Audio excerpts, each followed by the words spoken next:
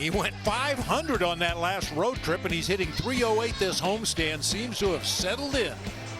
Well, it's our last look at the Dodgers this year. A chance to keep this winning streak against them going. So, Bob Brenly, what are your keys to the game? That's presented by Jeep. Well, you mentioned it earlier. Sasaki has a really good split-fingered fastball, but you got to hunt the fastball against this guy. He's given up a .319 average and 11 of his 20 home runs on a fastball.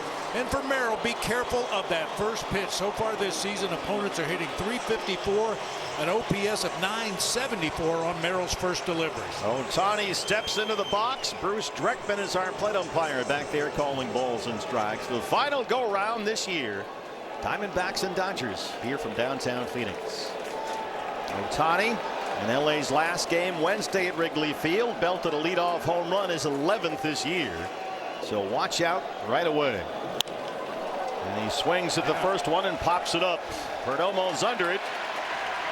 And they retire Ohtani on one pitch to get it started.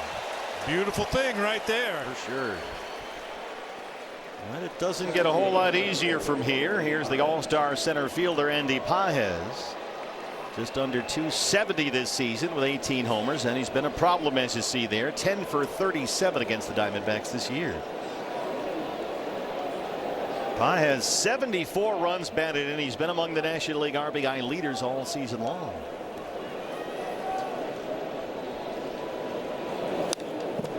He fouls off a first pitch fastball. Pages has it safely, 8 of his last 9 games. He was a big presence in the LA lineup against the Diamondbacks last month. He got 5 hits in that 3-game sweep at Dodger Stadium, including a home run. Merrill ahead right away. He's yet to throw a ball. Yeah, at least through the first 2 hitters, Dodgers coming out very aggressive against Merrill, which you might expect given the numbers I gave you just a moment ago. Los Angeles over the years, there's no getting around it. They've had Merrill Kelly's number. 17 regular season starts against Los Angeles. Merrill is 0-11, and the ERA just above 5.5.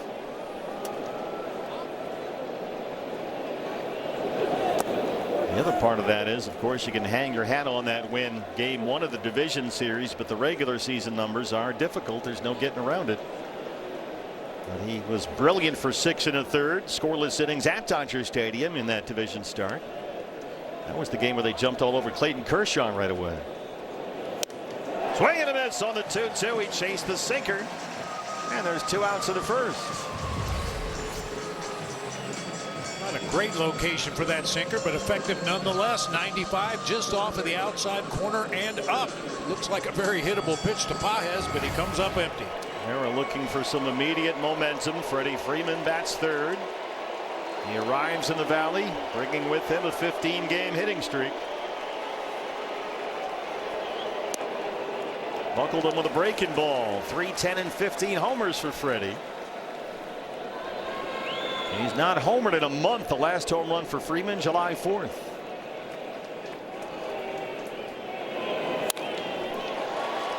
Backhanded by Marte at second. Little bobble, but he recovers. And a terrific start for Merrill, the mainstay. A 1-2-3 first. Diamondbacks coming up against Roki Sasaki. Arizona Diamondbacks. Welcome back to Chase Field. What a start for Merrill Kelly. 3 outs on just 8 pitches in the top of the first. Home half gets us started. Trajan Wealth has the lineup. A little bit of an oddity. Torey Lovullo running the same lineup out there 2 days in a row. Same order, same guys in the same spots. They're up against Roki Sasaki, the right-hander, who was a postseason force in the LA bullpen last October.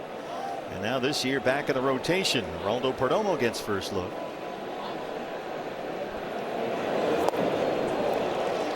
Sasaki's not pitched since last Thursday. Features one of the best split finger pitches in the game. He's got good stuff. Good 4-seam fastball that I mentioned earlier. Gets whacked around a little bit, but that splitter is devastating, and he started the sequence here with a slider. Opponents this year hitting 139 against Sasaki's split finger pitch. It's a ball and a strike.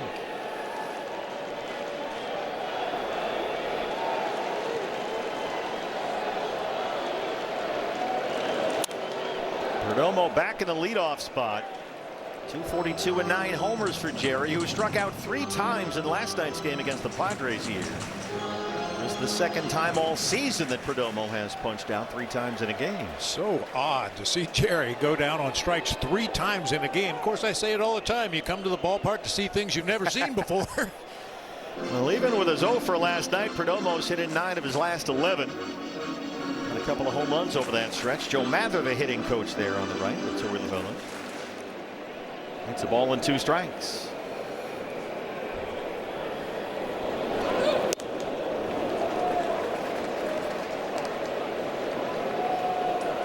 Sasaki, not a big guy, 6'2", 187, just 24 years old, has wins in his last 2 starts.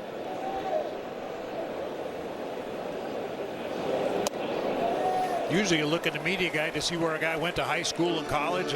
For Sasaki, it looks like you ought to check the elementary school. Looks like a baby out there. He pitches like a grown-up man, that's yes, for sure. He does. He's got tremendous stuff. Full count on Perdomo, 3-2.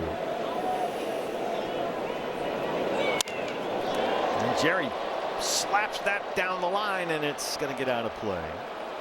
Sasaki works 7 innings of a 1-run ball at the Mets 2 starts ago. He punched out 9. And then last week, 7 strikeouts, 5 1/3. He beat Seattle at Dodger Stadium. He has been a very different pitcher since the All-Star break. He struggled at times over the first half of the year. Perdomo on the 3-2 to right field. Kyle Tucker with a sinking liner for a grab. This is what Sasaki has to offer, but no doubt about it, that split finger pitch is the headliner. Yeah, and he throws it more than any other pitch, even more than his 4-seam fastball over the course of the season. Throws a slider. That forkball, I think, is just a misidentified splitter, but you can see the batting average against the 4-seam fastball. That's why one of the keys was hunt for that fastball. Statcast 3D powered by Google Cloud. Here's Corbin Carroll. Corbin's girlfriend Emma sang the national anthem before the game today. I don't think Corbin knew about it. It looked like like whoa, he looked over there and said, whoa, what's happening here? It was kind of a nice moment down in the field pregame. Could have been a duet. Now that I'd like to see, actually. 100 miles an hour, and Fiducia will challenge. The ball, the catcher's challenging. The Dodgers are without both their catchers. T-Mobile gives us a look. Ball is over, turn the count to 1-1. Will Smith and Dalton Rushing both injured, so Hunter Fiducia, who we just saw a month ago at Tampa Bay, was acquired this week from the Rays. He's back there tonight. Ben Rortfred is the other Dodger catcher. And they're probably going to have to go the rest of the season, or most of it, without their 2 catchers. And a nice play by Freeman, who wins the foot race with Corbin. Here's a look around the diamond out the Dodger defense tonight. We're going to highlight their center fielder Andy Pages, as you mentioned earlier, 6th in the National League with his 74 runs driven in. He was the starter voted into the All-Star game this year. 13 of his 18 home runs this season have come against right-handed pitching. He's a good one. Terrific young player. Here's another one. Gabriel Moreno bats 3rd.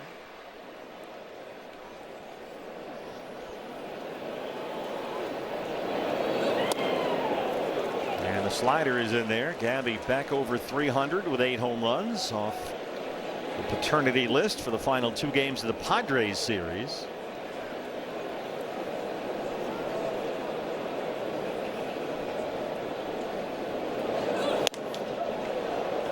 Gabby had a pair of RBIs, scored a run here Wednesday in the win over San Diego. They had a 3-hit night last night. Doubled and knocked in a run. It's been almost impossible to get a fastball by him these days. That is chopped foul. That's that split finger pitch right there. It's 1 ball and 2 strikes. You mentioned the Dodgers catching situation. I think they're really going to miss Will Smith. I mean, they got a bunch of guys out there on the field that you could call the captain of the team, but Will Smith behind the plate has really handled this staff well throughout his career. And offensively, he has always, usually hitting 3rd or 4th somewhere. He really solidified the middle of their lineup. Yeah. He's a linchpin for them, no doubt, but they've got a new catching situation that they're still trying to navigate. Fiducia's playing only his 3rd game. They also have Rortfed, who's only caught a couple of games. But both guys have been Dodgers before, which is why they were targeted at the deadline. A nice high hop for Mookie at short. And Sasaki counterpunches with a 1-2-3 first of his own. And we are scoreless after one.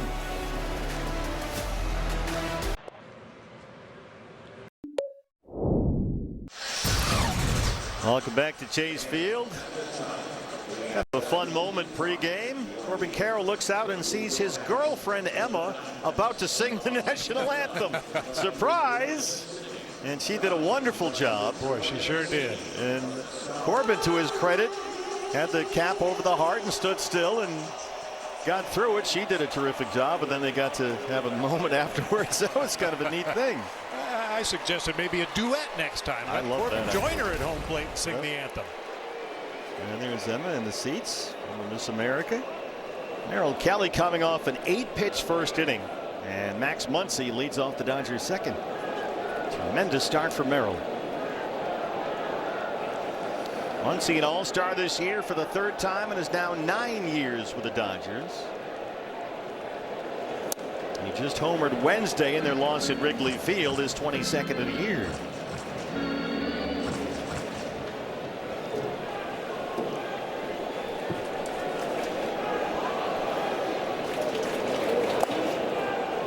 Curveball's in the dirt for ball one.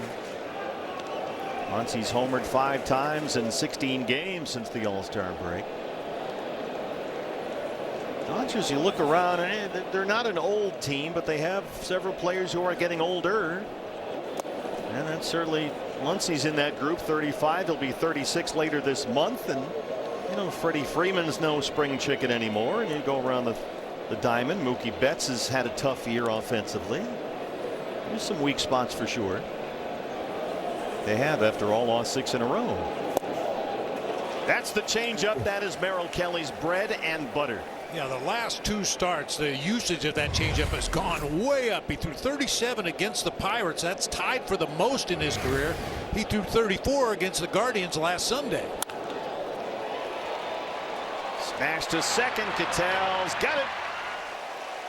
Everything for Merrill, he will tell you, works around that changeup. When he's got a feel for that pitch, he can be devastating. Agent Fardo's left that time. Marte snags that hot shot off the bat of Max Muncy. Chance for Mookie Betts now. Dave Roberts, right after the All-Star break, dropped Mookie Betts from the cleanup spot down to 5th in the lineup, but he's been there ever since. He has had a tough year. The OPS below 700, and he is hitting only .233. Mookie, 33 years old, to be 34 in October. Mookie homered twice in his first game, batting 5th. Well, just because naturally, but of course, moving Mookie really hasn't moved the needle a whole lot. He has 5 RBIs in 15 games from the 5 spot. And he's behind right away 0-2. There's that changeup again. And I've pointed this out for Mookie in the past.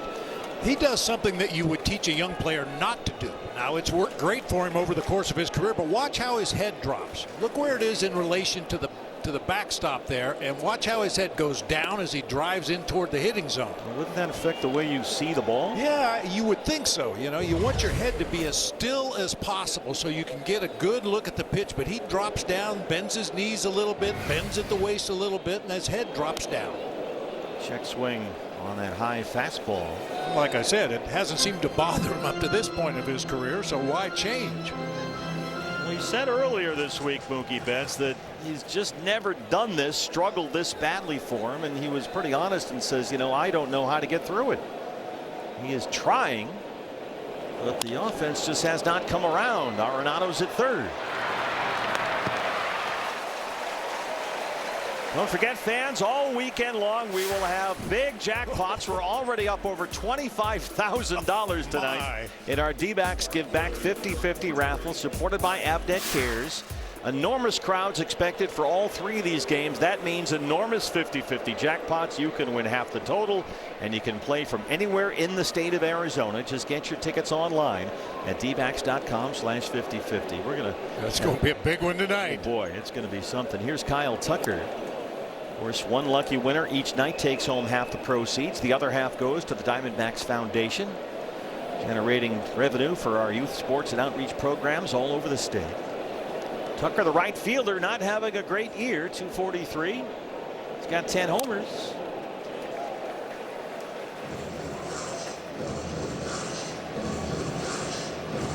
This has been a bit of a mystery, Kyle Tucker. The production has been down all year long. His first with the Dodgers, been a little better lately. 3 home runs in his last dozen games and more walks than strikeouts. But I mean, this is a guy making an enormous amount of money. Yeah, one of the members of the Dodgers traveling party alerted me to the fact that Kyle Tucker, I'm not going to do the math, it's way too much. He's making over $300,000 a game. He is a quarter billion-dollar baseball player. Wow. With a B. He will make $55 million next year, and after that he has a pair of player options at $60 million each. Jeez. So that's 4 years, $240 million if he stays for 4 seasons in LA. The first one has not gone, I don't think, the way anybody expected. Teoscar Hernandez would be next. It's 3-1 on Kyle Tucker. Harold drops a 3-1 curveball in there. This guy for years in Houston was one of the best hitters on the planet. A 4-time All-Star, twice a Silver Slugger winner. He's won a Gold Glove in the outfield, but it's just not clicked for him as a Dodger, at least not yet. 3-2. Smash foul, and a chance right there for Tom Hoey, who may have misplayed it. That ship's a Hoey. He may be eating some cookies and milk down there, our Golden Glover in right field. We've got the maestro working left field tonight. That's Abe Federico Fellini. So we got some solid coverage on either side. Look, he's just locked in. Yep. Again on 3-2 to Kyle Tucker. He wouldn't bite on that changeup. You're a left-hand batter with a 2-strike count. You have to be looking for that change. And that's the first walk. First Dodger base runner against Merrill. Brings up Teoscar Hernandez. It's one thing Tucker has been doing lately, taking walks a little more often. Now Hernandez, the left fielder. 255 and 11 home runs. Just 1 for 20 against the Diamondbacks this year. Tucker does run 7 for 7 in his stolen base attempts. And Hernandez hits a fly ball out to left. Max Kepler's on it. Merrill strands the 2-out walk. We are scoreless in the second. In the box. A season series with the Dodgers. We opened up in LA. It was a Dodgers sweep, although the Diamondbacks had leads in all 3 games, and they have stormed back. The Dodgers won 5 of the first 6 meetings. Diamondbacks have won each of the last 4. Marte hit a big walk-off home run off Tanner Scott. And the Diamondbacks looking for 5 consecutive wins now against the Dodgers after the sweep in LA last month when Tim Tawa tore that ballpark a new one. Oh, he sure did. Ketel Marte in the cleanup spot leads off the second. A lot of first pitch sliders so far through an inning and a batter. 14 pitch first for Sasaki. Ketel 248, 19 homers.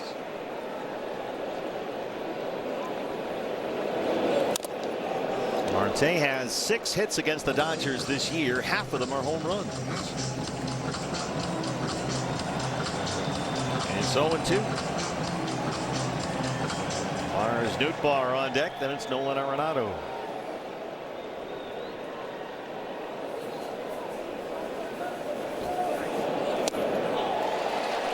Got it by him at 99. First strikeout for Sasaki. Hey fans, if the D-backs hit a double, you get $15 off your next Uber Eats order of $30 or more. DH is the newest Diamondback. Lars Nootbaar acquired this week from the St. Louis Cardinals.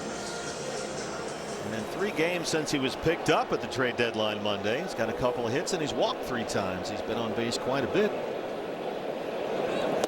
He's that kind of guy. One of the things the Diamondbacks like him. He fits their ideal profile. Works counts, sees pitches, gets on base. Luello spent a lot of time with Nootbaar in the cage before the game yesterday, well before batting practice.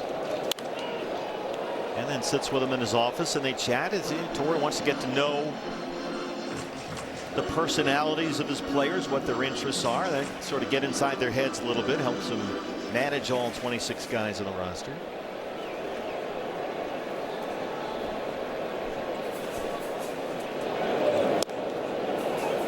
Slider didn't quite get there. 2 balls and a strike on Nootbaar. And we touched on it last night with James McCann and now Lars Nootbaar, guys coming over from other organizations that maybe have different eyes on the pitcher that you're facing on a given night, different scouting reports. Sure. Share that information. Splitter is up in the zone. Bruce Dreckman says strike 2. No challenge from Nootbaar.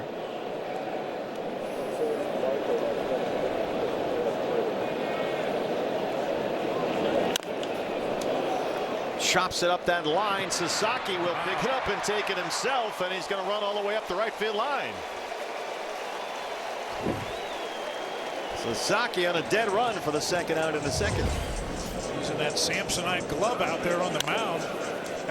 It's a little big, isn't it? That's a very athletic play, however. Reaching down, backhanding that ball, making sure he got to the base before Nootbaar. It's quite a glove. I'm not sure I've ever seen a baseball glove that color. It looks like a giant phone book. Do they still make phone books? I don't know. That's a good question. The new phone books are here. Nolan Arenado now. Nolan today named the Diamondback winner of the Heart and Hustle Award, as presented by Major League Baseball Alumni Association. Arenado to left. Oh. This one's on its way, and it is gone. Nolan Arenado strikes first. It's 1-0 Diamondbacks. That was awfully close for Teoscar Hernandez, and it just avoided the leather out there for Nolan's 17th. Hernandez out there in left field was going back on that ball like he thought he had an easy play. It just kept carrying and carrying. A 97-mile-an-hour heater down in the zone, just out of the reach of Teoscar Hernandez. One thing about Sasaki, he missed middle right there. He'll do that now and again. That's the 21st home run he's given up this year. Now Max Kepler. That's a jumbo jack off the bat of Nolan Arenado. Free jumbo jack tomorrow at Jack in the Box with a purchase of a large drink. His 35th career home run against the Dodgers. In fact, Nolan last month in that sweep in LA had 5 hits in the 3 games. He homered at Dodger Stadium as well. 0-2 on Kepler.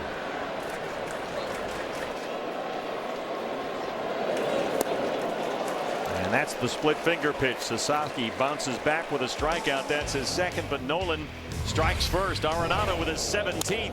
A line drive out to left, and after 2, it's 1-0 Diamondbacks.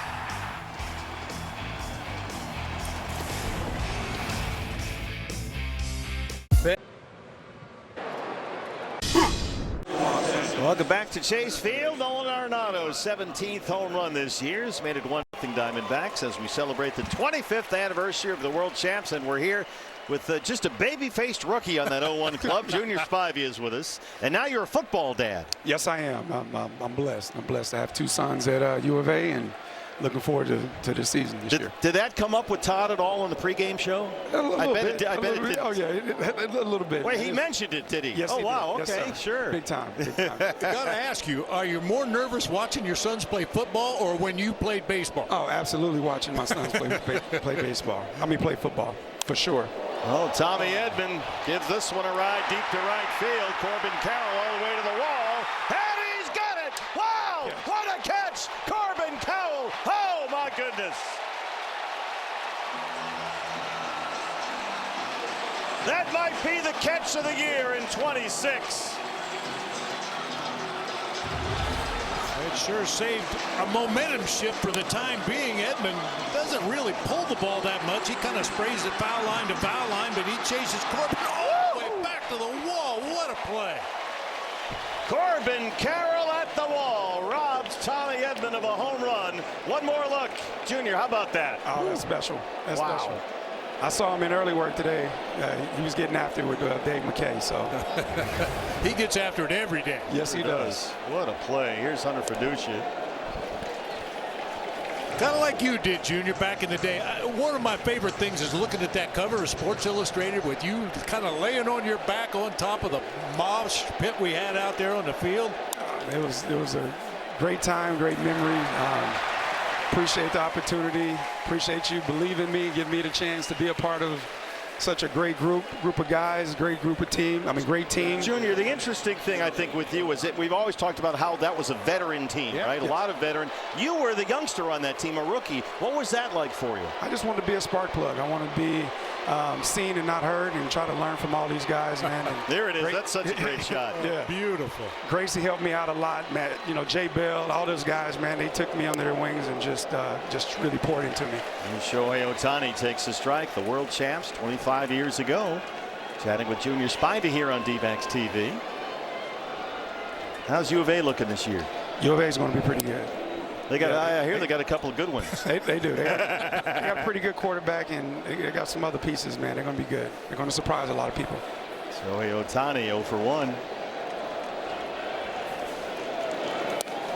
You still living here in the Valley? Yes, I am. I'm in Chandler. Okay, so you put some miles on your car back and forth to Tucson. Absolutely. We're there pretty much every weekend. So 2 balls and a strike on Shohei Ohtani as we chat with Junior Spivey, celebrating the 0-1 world champs. You know, when I made my debut in June of 2001, that was unbelievable against the Dodgers. And the follower there made a first start. Went 2 for 3 with a home run. That was so cool. That was special. Yeah, it was. Yeah, that was a lot of fun. So I just wanted to be a spark plug, and I'm just blessed to have the opportunity. Well, you earned that opportunity. I mean, with that team, you had to earn everything. Absolutely. Well, I bet, especially as a rookie, right? Oh, absolutely. Wow, that's something. What an opportunity for you. How special. Sure. Special place in my heart. Ohtani fouls that one off. Do you watch a lot of the Diamondbacks? I know you got football is at the forefront right now. I watch a little bit. Not as much as I used to, but I tune in and I see what they're doing, and hopefully they can keep it going into the dog days of August and try to win every game, one game at a time. If they can do that, I think they're going to be okay. Just missed away. That cutter didn't quite get there, and Ohtani's running full 3-2. Was there anybody like Shohei Ohtani when you played? Like Shohei? No, yeah. not necessarily, but that guy in San Francisco, man, it's hard to. He's got the Barry Bonds armor on there anyway. Yeah. And there's the second walk issued by Merrill. Ohtani a 2-out walk ahead of Andy Pages. Playing in the NL West and playing against the Giants and Padres, it was unbelievable. The Dodgers, Vin Scully calling me the Dodger killer, and that's one you put on the wall, right? High praise right there. It was lots of fun. Love to compete. Andy Pages struck out in the first. There's the quick feed of Merrill Kelly. Was it more fun for you playing those division rival games when it maybe meant a little bit more because you play them so often, or do you like the way they do it now with interleague? Everybody plays everybody else. I mean, I like that too, but I really love playing in our division, and you have the opportunity to play behind Schilling and Randy, and you're up for every game. Got him! Ohtani insists that he is in there. Carlos Torres says you're out. A terrific throw by Gabby. We'll see if Dave Roberts wants to challenge. Do you like this part of it, Junior? The video replay? I do. You just want to get him right. Yep, just want to get it right. No challenge for the Dodgers. He is out. 25 years ago, rookie Junior Spivey, part of the 0-1 World Series champs. Junior, thanks so much for doing this. Thank you, guys. Best of luck to the Wildcats this year. Love you. Great to see you, bro. The catch of the year from Corbin Carroll, robbing Tommy Edman of a home run. It's still 1-0 D-backs. That's so.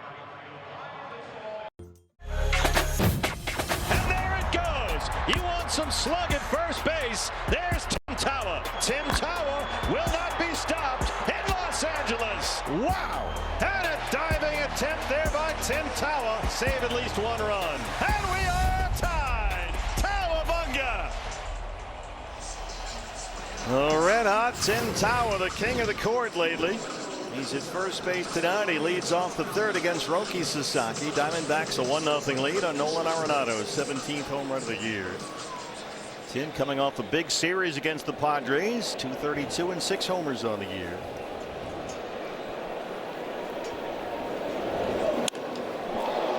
Lines it to center. Pages is right there. Backpedaling, it almost carried over his head. Allowed out to start the third. Looked like Timmy got some backspin on that ball to center field. Pages thought he had it corralled right there and then had to take a leaping catch to keep that ball from going all the way to the wall. How about the Diamondback defense in that third inning? That amazing catch by Corbin Carroll, and Gabby throws out Ohtani trying to steal. Keep it a 1-0 game. Ryan Waldschmidt, the rookie, takes a splitter up at the belt for a strike. Waldy in center field, bats ninth. 293 and a home run in his first 50 career games.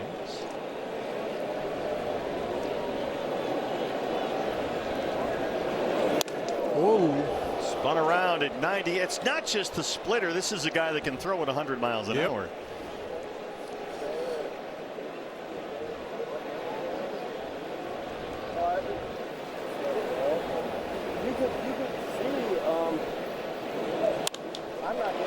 Waldschmidt left center. Teoscar Hernandez gets there. There's quickly 2 outs.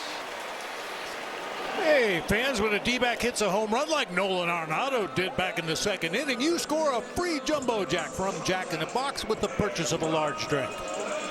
Let's start to the inning for Sasaki. 2 outs, just 4 pitches. Here's Jerry, who lined out to right on a sinking liner caught by Kyle Tucker in right. Sasaki unbeaten in 3 starts since the All-Star break. He has pitched very well after some struggles in the first half of the year. Sasaki's ERA before the break was 5.33, and he won just 3 times in 16 starts, but it's been a very different story lately. They corrected some mechanical issues, they believe, with his lower half, and the command has been much better. Yeah, my staff did some research about the glove that he's using out there. He switched to the larger glove on July 17th. He felt like maybe he was tipping some of his pitches with the smaller glove. Maybe they saw his hand move or his wrist move or something, so he went to this ginormous Samsonite glove he's wearing out there tonight, and the numbers have been great since he switched mitts. I've heard different teams try that with pitchers who are suspected of tipping. Just give them a giant glove and let them hide the ball in there somewhere. Yeah. Seems to work. Of course, you still got to catch it from time to time. And when asked about the big glove, he said, it's just a regular glove, but it makes my face look small. It does. Everything looks small. I think he could catch that thing with the glove. 1-2 on Perdomo. Just 1 hit in the game so far between the 2 teams. The Arenado home run with 2 outs in the second.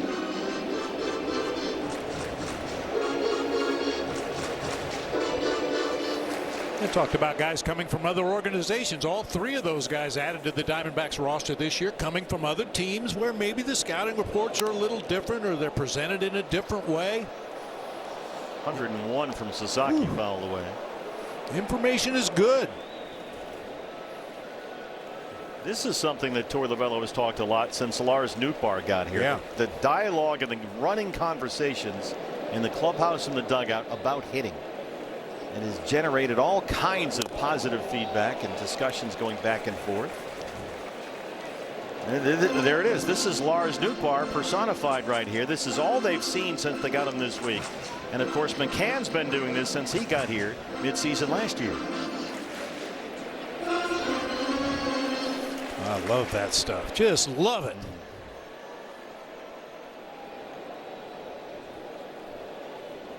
And if you're Ryan Waldschmidt or Tommy Troy or some of the youngsters around that group, you are all ears, and you're going to learn a whole lot. Oh, yeah. 2-2. Another one at 101 from Sasaki. You know, different guys see different things, even facing the same pitcher in the same game. Some guys, they look upper body. Some guys, they look at their legs. Some guys, they see how high the leg kick is. Where's he standing on the rubber? What's his release point look like? And all that information can only help you when you get in that batter's box. It's just such a great shot by our crew. I mean, that has been going on every day on the buses, the planes, the clubhouse, and the dugout. It's not always super serious, obviously. Ninth pitch to Geraldo Perdomo, who's having a typical Perdomo at bat coming up. He's fouled off 5 pitches in this sequence. And Perdomo, as he so often does, wins the battle. He splits the gap. He's headed for second and gets to the wall. And Jerry will stop at second. A big emergency break there as it got between Hernandez and Pages. It's a 2-out double.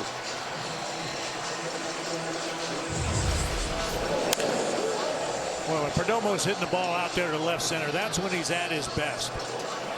When he's trying to pull the ball or lift it in the air, that's when he gets into some issues at the plate. But staying on it, drive it to the opposite field, watch him turn to his left to see very quickly as the first baseman covering second base.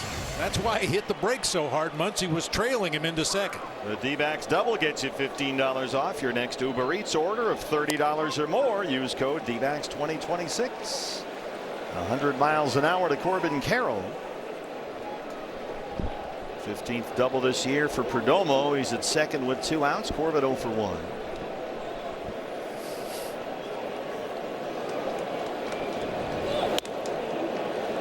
Fastball's high at 100. Corbin had a productive couple of games against the Padres last 2 nights. 3 hits. He scored 3 runs. Up in a 2-out RBI spot right here.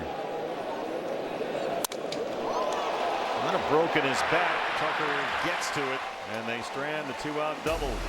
1-0 Diamondbacks after 3. You're watching the Diamondbacks Baseball Network, and it's presented by Progressive.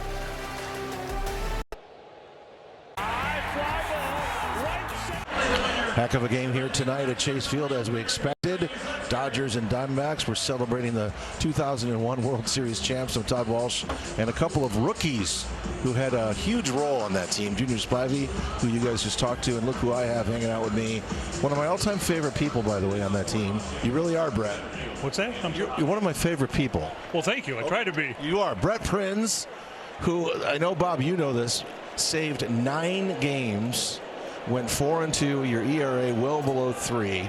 You burst out onto the scene as a rookie, but you got to tell the story real quick, how you got that closer's job at the dawn of the season. What went down?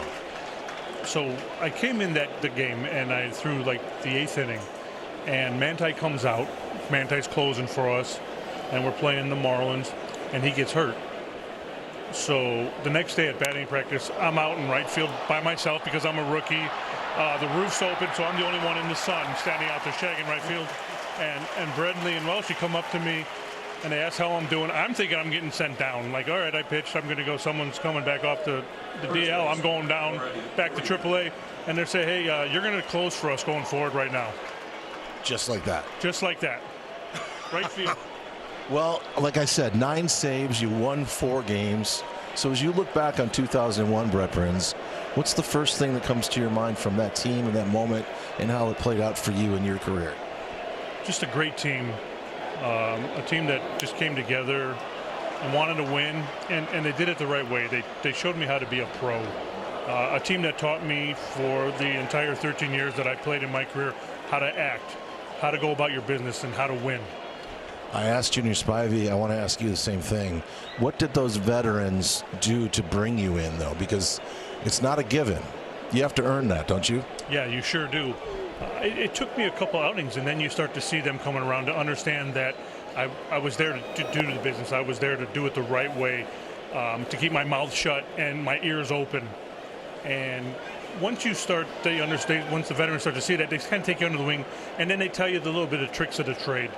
They teach you the ways to how, get here a little earlier to do this. Make sure you just have a routine. Establish that routine. Stick with it. No matter what happens, just keep with that routine and things will work out. Before I let you go, how should the 2001 Arizona Diamondbacks and that World Series, how should it be remembered? As just like I said earlier, a team that came together with one common goal, and that was to be the last team standing at the end of the year. How many days a week do you think about it, Brett? Every day. Every day. Every day. It's when you wake up, it's fantastic to know that you were part of something that great. Sure you were. Thanks, man. It's great to see you again. You too. Fantastic being here. Bob, I want to tell you, his last save that year, August 31st, game one of a doubleheader with the Padres. He helped Kurt Schilling get his 19th win of the year, kept you guys to a 4-game lead over the Giants. I'm sure you remember that like it was yesterday. Almost. I just remember Brett, like he said, he was really surprised when we gave him the word that he was going to be the closer. I mean, he had closer stuff. He had a closer's mentality out there on the mound. Unfortunately, some injuries kind of sidetracked him, and that's when Byung-Hyun Kim took over as the closer. So I was very fortunate that year to have 3 guys who were capable of closing games. After Matt Manti went down, Brett Prince stepped in and did a great job, and when he went down, BK made a name for himself. Well, Merrill Kelly doing just that with that 1-0 lead, making it stand here. He's yet to give up a base hit so far through 3 2/3. He has walked 2. He's got 1 strikeout. Max Muncy, who grounded out in the second, is the batter now with 2 outs in the 4th. The Nolan Arenado homer. The game's only run so far. It's 1-2. Much better start for Merrill Kelly tonight. In the first and second innings of his first 14 starts, he had an ERA over 7. In his last 7 starts since July 1st, he's given up 1 earned run, pitching to an 0.64 ERA in the first 2 innings, and followed suit here tonight. One thing that might work in Merrill's favor tonight, he has yet to face the Dodgers this year. In fact, he did not pitch against LA all of last year. Remember, he played the final 2 months with the Texas Rangers. So they're getting their first look at Merrill Kelly in 2 years. So there might be something of a lack of familiarity here with Merrill, based on the fact they haven't seen him pitch in 2 years. Remember, that was August of 24 when he came back after missing 4 months with right shoulder trouble, and dominated them, as we mentioned, in game 1 of the division series the prior October. It's 2-2 on Muncy. And bite on the curve. And one last note on Brett Prince. He had a rooting section every game. He went to Centennial High School over in Peoria, went to Phoenix College. So that's awesome. Yeah, every time he walked on the field, he had a cheering section.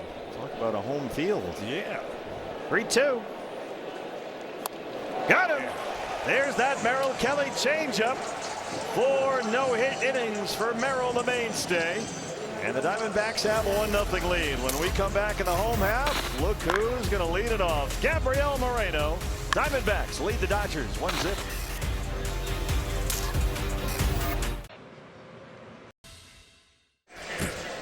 Nolan Arenado, a solo homer in the second, a 1-0 Diamondback lead over the Dodgers. Gabriel Moreno will lead off the home half of the 4th. And dinner, this is a great camera shot, by the way.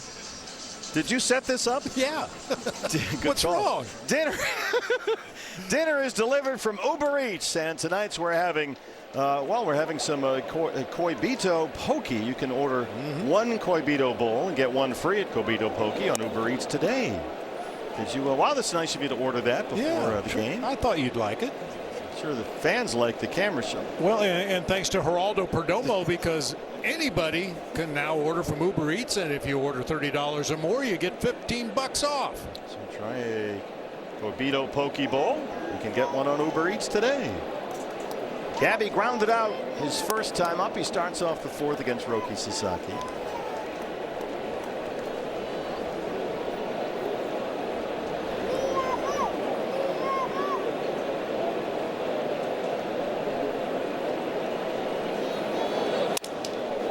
Broken bat number. First base is open, but Sasaki, boy, he can really get over there quickly. He covers first base as quickly and smoothly as anybody I think we've seen all year. That was an easy play for him.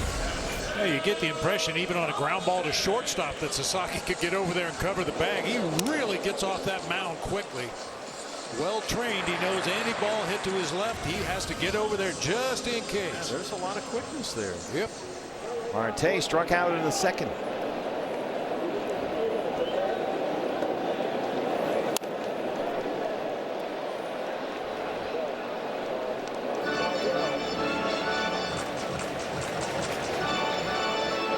Sasaki unbeaten in his 3 starts since the break. After winning only 3 times in 16 starts in the first half of the year, as we mentioned earlier. Dave Roberts was saying the other day that Sasaki, it seems to him, just kind of decided that it's time to go.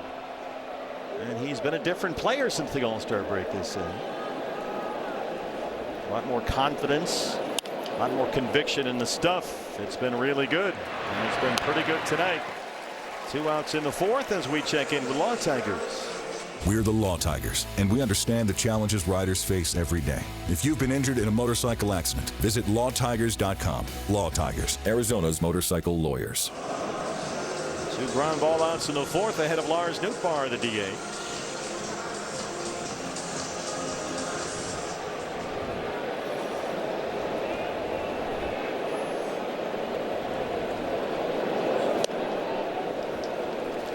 Like Sasaki, at least the first, now second time through the orders, pulled back on that splitter a little bit. We're seeing a lot more fastballs.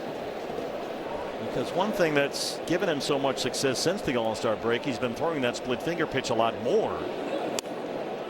But I think we're seeing more heaters so far. A lot of 98s, 101s. It must be tough to pick which pitch to throw when you've got 3 quality pitches out there. 50 pitches, 37 strikes. He has struck out 2. He's not walked a batter. Nootbaar drives this to center. Paez chasing after it, and it's off the wall. Lars Nootbaar with the 2-out double. Diamondbacks a 2-out double in the 3rd. It was Perdomo. Now with 2 outs in the 4th, it's Nootbaar. His 2nd Diamondback hit. Lars Nootbaar, you wouldn't consider him a power hitter, but he's got sneaky pop. That's a splitter hanging up there about belt high out over the plate, and he mashes it to right center field. One hops the wall out there. By the time Paez is able to run it down, Nootbaar's in scoring position. Well, they couldn't get Perdomo home from second with 2 outs in the 3rd. Let's see if they can get Nootbaar home with 2 down in the 4th. The batter is Arenado, who homered in the 2nd for the game's only run so far. And that pitch misses inside.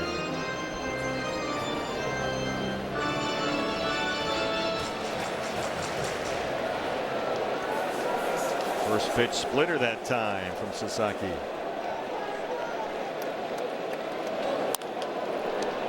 Chop to 3rd. Muncy charges, gets a nice high hop and throws him out. And again, Sasaki strands a 2-out runner at second base. Through 4, it's 1-0 Diamondbacks. They made me need it. Learn more at aps.com/letstalk. Maybe the catch of the year from Corbin Carroll to lead off the 3rd. Robbing Tommy Edman of a home run. It's our Heffernan defensive play of the game. What a play by Corbin. Remember last night Ryan Waldschmidt in center had 2 catches at the wall. Tonight Corbin in right goes over the wall. These guys look like they're trumping each other. Oh, you think that's a good catch? Watch this one. Well, both these pitchers, Oki Sasaki and Merrill Kelly, at exactly 53 pitches through 4 innings. And Mookie Betts leads off the LA 5th.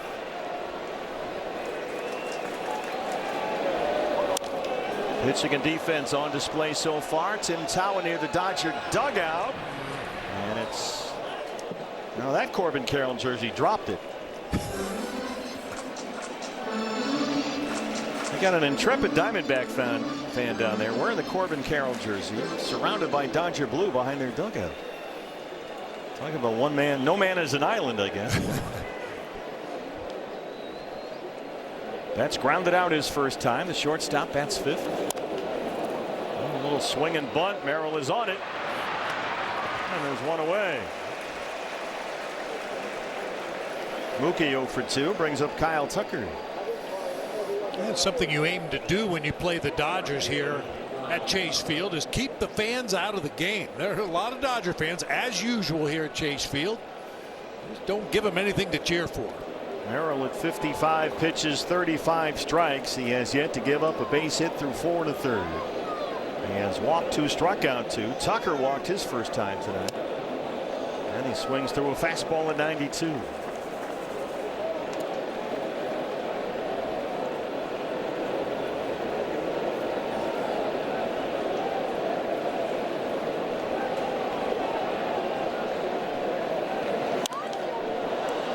Fans coming back here. Folks have tried to look at all kinds of numbers, trying to figure out why Kyle Tucker's not having a Kyle Tucker type season in LA. It's just little things here and there. The strikeout rate is up a bit. The walk rate has dropped just a little bit. Not hitting the ball quite as hard as consistently as he did in his all-star seasons with the Astros or the Cubs. There's no big dramatic swings. The cutter is low, but a strike, says Bruce Dreckman. And Merrill picks up strikeout number 3.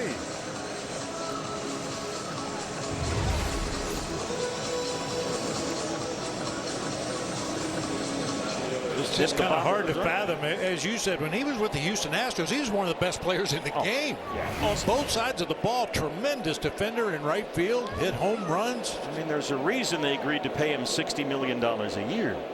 Teoscar Hernandez. Merrill got a nice rhythm and tempo going here.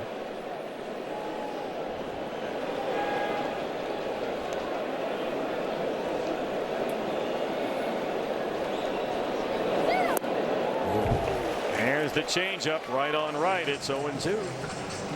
Just talked about that the other night. Pitchers in the majors now throwing right on right or left on left changeup, something you never used to see. Well, when you have one as good as Merrill's, why not?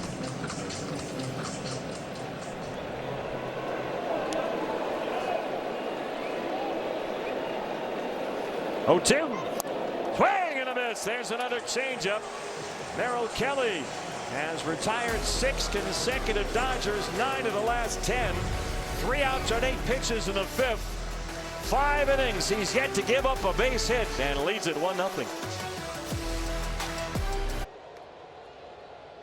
50. Diamondbacks baseball is brought to you by Dignity Health, proud healthcare partner of the Arizona Diamondbacks. Hello, human kindness.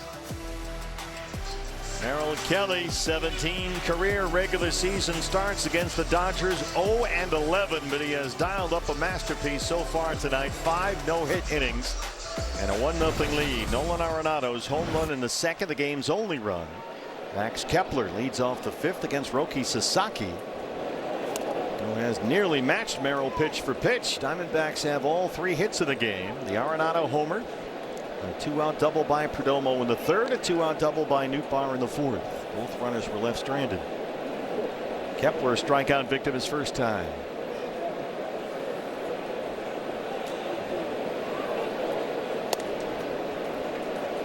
You have to go back to the 2018 season to find the last time the Diamondbacks have won 5 consecutive games against the Dodgers.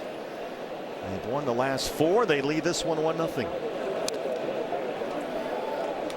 Diamondbacks overall 16-8 since July the 9th. Only the Red Sox and the Braves have been better in the majors over that span. Currently hanging on to that final National League wild card spot. Mark Pryor, the Dodger pitching coach there, watching Sasaki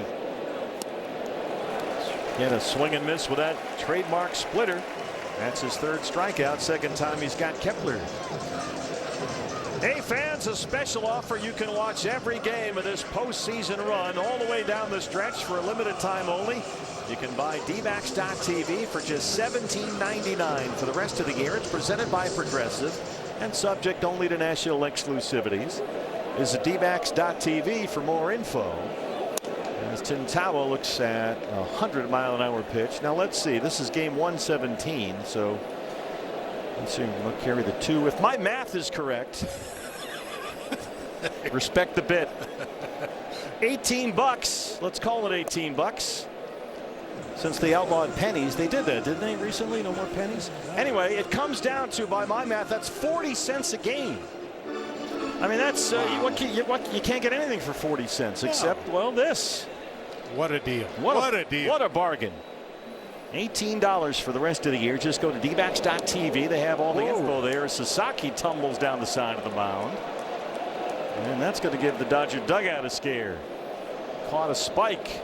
And he's kind of limping around a little bit here. Now watch that left foot. The heel, no, actually just slid through the landing hole out in front of the mound that time, and then caught his balance before falling all the way to the ground. Now they're going to come out and have a look. Dave Roberts with the trainer and the translator. The way Sasaki has sort of figured things out since the All-Star break, and considering the unbelievable weapon he was coming out of the bullpen last October, they can ill afford to lose him. Boy, watching him in the playoffs last year, it was unbelievable. What a weapon at the back end of that bullpen. Yeah, I mean, we've seen his stuff here tonight and throughout his starts during the regular season, but when you're coming in out of the bullpen and there's no reason to pace yourself, he was really special. Outstanding back end bullpen piece last October. He worked 10 2/3 innings in the postseason, 4 different series, and in those 10 2/3 gave up just 1 run, 6 hits. I mean, he was putting playoff teams away. How did you miss that glove? That's right. I told you couldn't catch anything with that thing. I mean, it looks like one of those things they play highlight with. Yeah, Cesta. Oh, what? Where'd you pull that from? Well, we talked about it years ago on another telecast. Okay, Cesta, that's a first. Yeah. Nice pull. So Sasaki is apparently okay, and Tawa steps in with a 3-0 count. Sasaki's not walked a batter yet tonight. He has 3 strikeouts.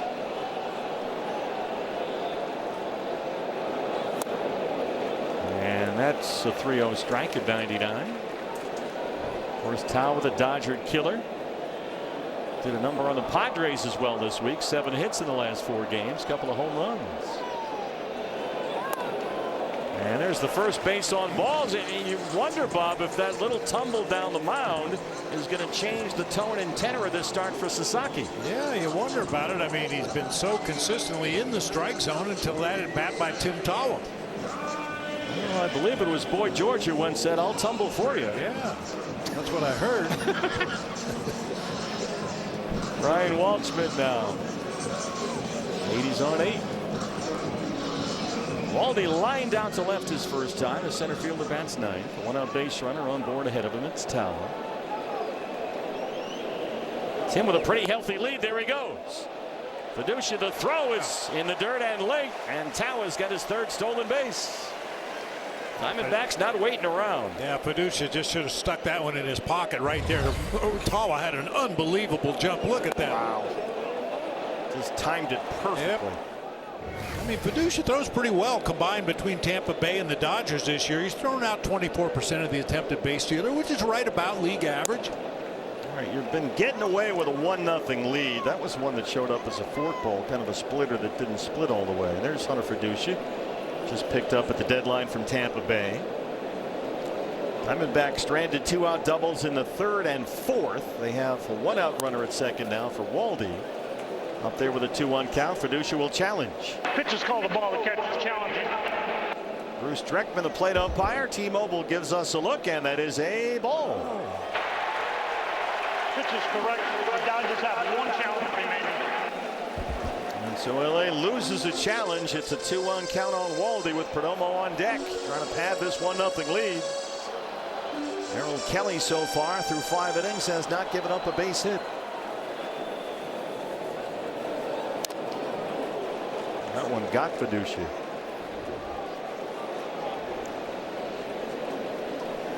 Yeah, we were talking earlier about Will Smith, and I said that I think they're really going to miss him down the stretch. When Will Smith is behind the plate for the Dodgers, they pitch to a 302 earned run average as you get a look from Dirt Cam.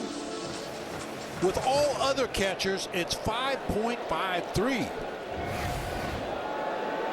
2-2 on Ryan Waldschmidt. Leon at second, and Tawa's back in time. And we just saw Hunter Fiducia when the Diamondbacks were at Tampa at the end of June at the Trop. The Trop.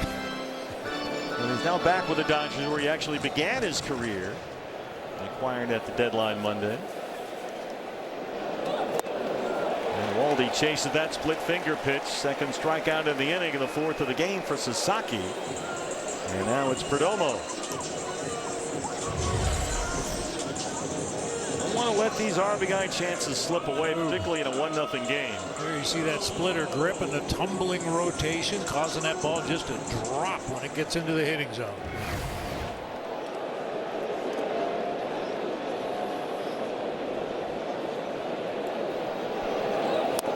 Perdomo had a long at bat his last time up in the third, fouled off a whole bunch of pitches as he so often does, and drilled a double into left center. It was a 9-pitch at bat by Jerry. Up there now in an 0-1 count. This would be the third consecutive inning in which the Diamondbacks stranded a 2-out runner at second base. So you try to avoid that right here.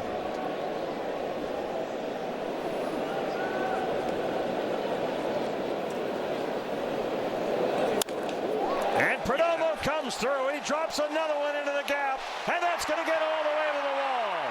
Towers home. Perdomo will head for third.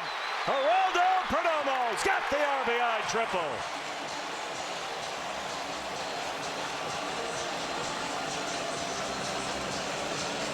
A double in the third with 2 down. Now an RBI triple in the fifth with 2 outs. And it's 2-0 Diamondbacks. Boy, almost a carbon copy of that double back in the third inning. Stayed on a splitter away. Drives it to that gap in left center field. This time it splits the outfielders. It looked like Pa has had some issues picking it up. Perdomo never slowed down. He ends up at third base.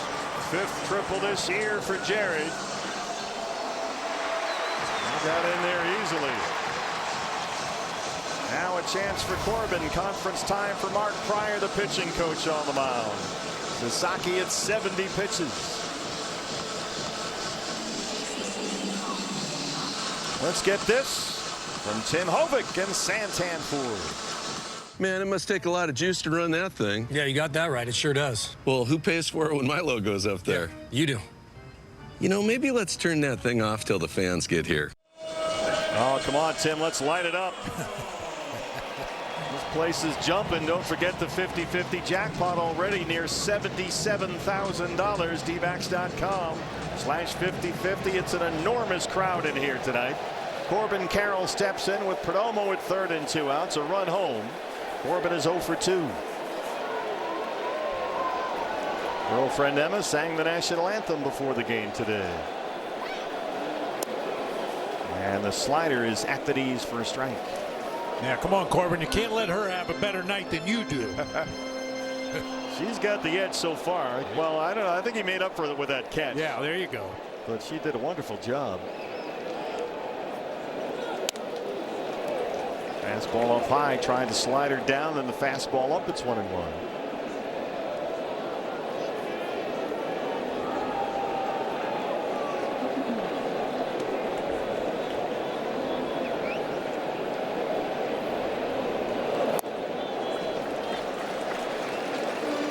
Sasaki looked a little wobbly out there. I mean, we saw that literally when he tumbled off the mound in the Tawa at bat. Since then, it's been a strikeout in the Perdomo triple. There's no activity in the Dodger bullpen yet. 2-1 is rolled up the middle, backhanded at second by Edman.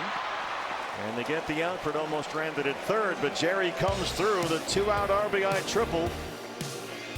The 4th hit for the Diamondbacks against Sasaki. And we go to the 6th inning, leading 2-0.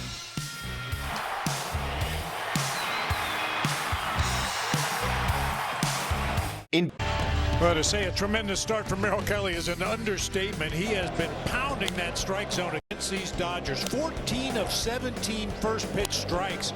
And he's done a lot of it with his secondary stuff. 3 cutters for a first pitch strike out of 3. 3 out of curves. 1 out of 1 with sinkers and 1 out of 1 with sliders. I mean, he's been mixing it up, but stealing that first pitch strike to put the Dodger hitters on the heels. Here's what it looks like so far through 5 no-hit innings. Our Chaz Roberts air conditioning and plumbing cool plays of the game. Merrill at 61 pitches, 41 strikes.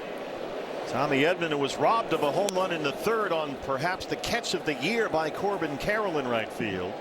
Corbin went up and over the fence to take the home run away. And Edman leads off the 6th. Yeah, the only hard hit ball against Merrill so far was that one that Corbin made the great catch on. That one is. What a play by Towers at first, and he can't quite finish it off.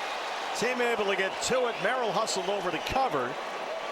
And Edman is aboard.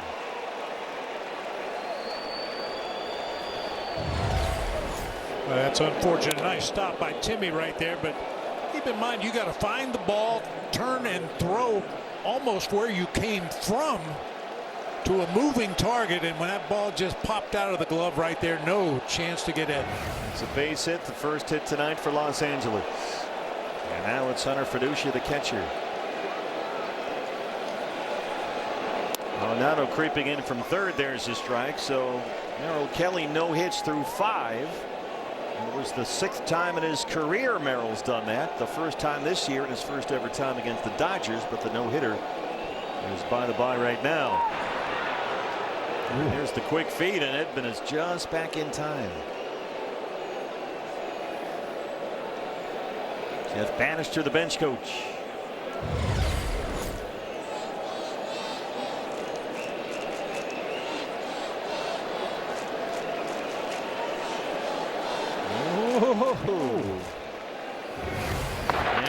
Arizona's challenging the same call at first base. So there it is. Mark Wagner, the crew chief, is the third base umpire. And the Diamondbacks, with Alan Campbell in the video room, think they have an out here as we take a live look inside the replay operations center in Midtown Manhattan. Yeah, this is one way replay has changed the game. Normally on a pickoff at first base in the past, you always tried to tag the hand coming back into the base. But now all you got to do is get a tag on any body part before he gets his hand back on that base. You see Tawa applies the tag to the right thigh right there. Nate Tomlinson is the first base umpire. The first base ump, Bob, I think on these plays really has it tough because of the angle. Yeah. I mean, oftentimes the fielder is blocking his view. Here's the result. After the review, the runner is out.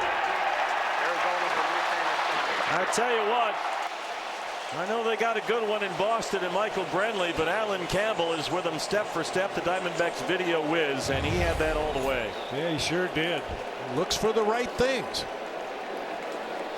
Tag on the thigh just before that right hand got on the bag. So Edman gets the base hit to break up the no-hitter. He is immediately erased. An 0-1 count on Fiducia. And Fiducia dunks that into short right. One of the new Dodgers, a one-out single. That brings up Ohtani.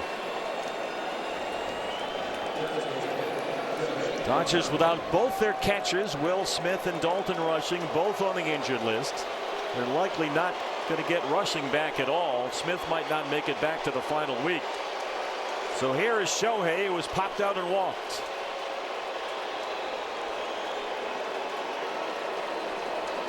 Ohtani just homered twice in the Dodgers' last game, a loss at Wrigley Field Wednesday.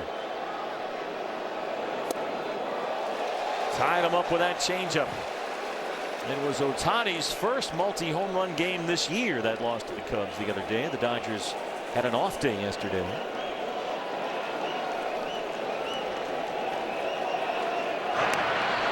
Try it again. He's just so quick with that move.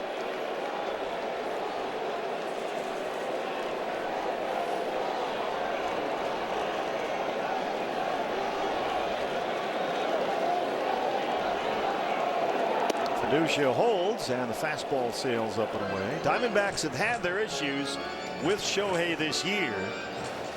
He is batting .419 against them this season, including 6 extra base hits. He's popped out and walked so far tonight. Won't chase the changeup. It's ball 2. Ohtani's hit safely in 9 straight overall. 16 hits during that 9-game streak, including 4 homers.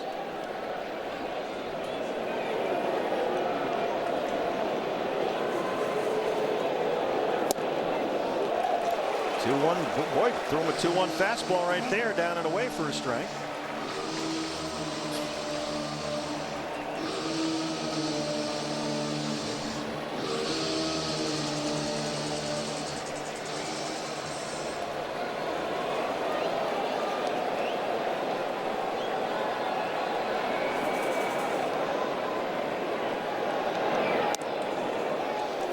Changeup got away from Merrill right there. I've always said in the past that I felt the best way to pitch to Ohtani was to run fastballs right in on his hands. Obviously, two-way player, great pitcher. Look at all the guards he's got on his elbow, his hand. He does not like that ball inside. Well, the fastball got away. Third walk issued by Merrill. Second time he's walked Ohtani. So 2 on, 1 out. Dodgers with their best threat of the game so far. The batter is Andy Pajes. Ryan Kaplan, the pitching coach, out to the mound.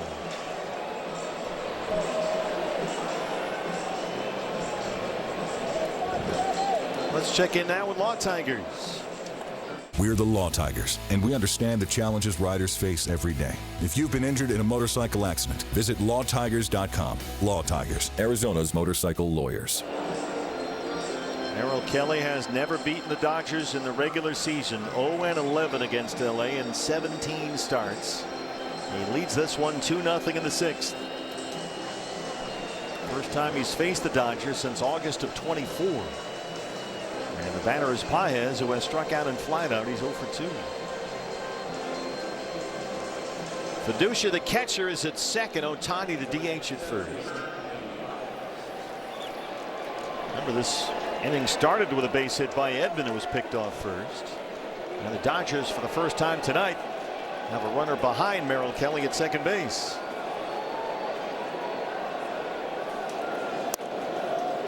Right on the corner with that sinker. It came back just enough to catch the edge, and it's strike one.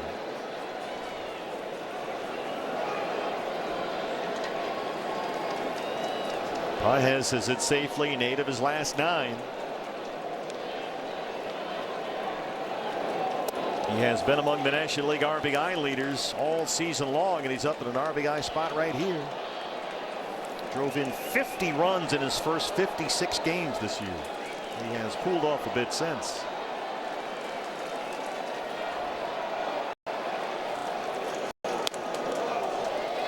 Comes the heater up and in. Merrill was in a terrific rhythm going into this inning. He had set down 6 in a row, 9 of 10, but it's been a workmanlike effort in the 6th. Brian Kaplan on the bullpen phone. Some of these misses are starting to be non-competitive pitches. Looks like some gas has come out of the tank a little bit here for Merrill. Now it's 75 pitches in the ball game, and Freddie Freeman on deck. He has walked 3. He's punched out 4. A 3-1 to Pajes. Back-to-back walks for Merrill, and the Dodgers have the bases full for the Diamondback killer Freddie Freeman.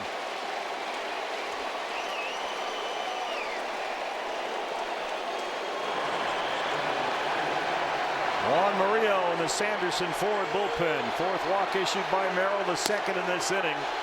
And believe me, the last guy I want to see up right now is Freddie Freeman. He has torn this place apart over his Hall of Fame career, gabbing out to the mound. Look what Freeman has done in this ballpark. The numbers are unbelievable. Wow. A .370 lifetime hitter at Chase Field. Wow. 62 RBIs in 66 games here. And he's up there with the bases full. Fiducia, the catcher's at 3rd. Ohtani is at second base, and Pajes, good speed at 1st. Freeman has grounded out twice to second. He's 0 for 2. He comes into this one riding a 15-game hitting streak. Here we go. Boy, Merrill, the GPS suddenly is broken. Boy, need a ball on the ground right here. Freddie's grounded it into 16 double plays this year.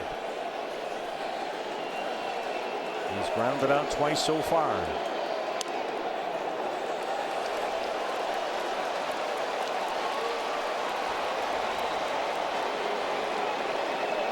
That's 6 consecutive balls by Merrill Kelly. The last 4 to Pajes, the first 2 to Freddie. Now the 2-0. Tied him up with a 2-0 curve. This is where you really got to dig deep. 29th pitch of this long 6th on the way.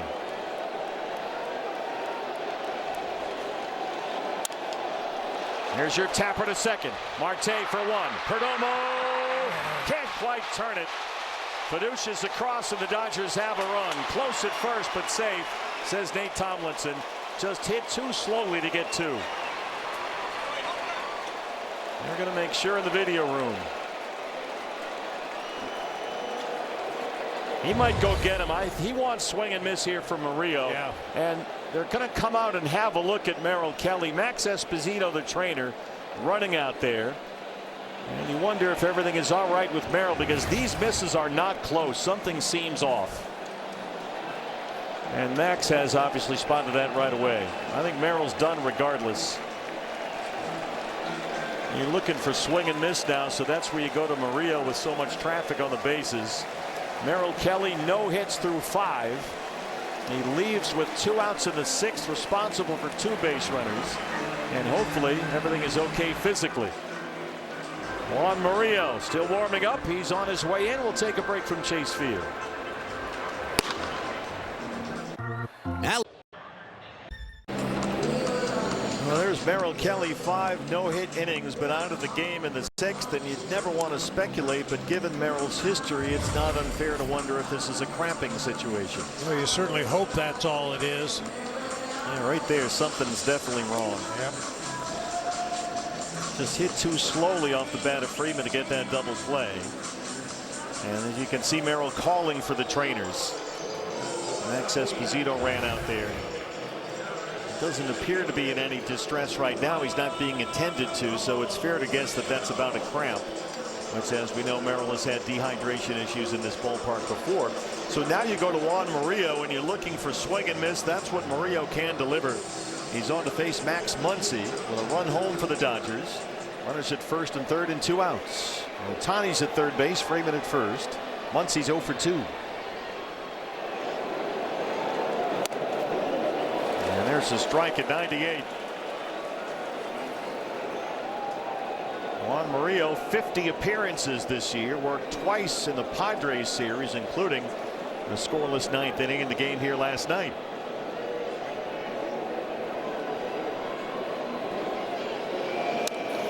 Big out for Murillo, trying to keep it a 2-1 game, and he's ahead 0-2.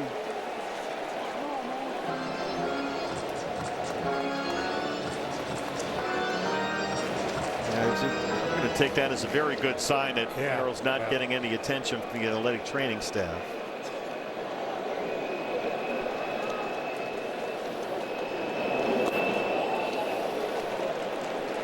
And we've seen Murillo in this role throughout the season. He stranded 16 of 20 inherited base runners.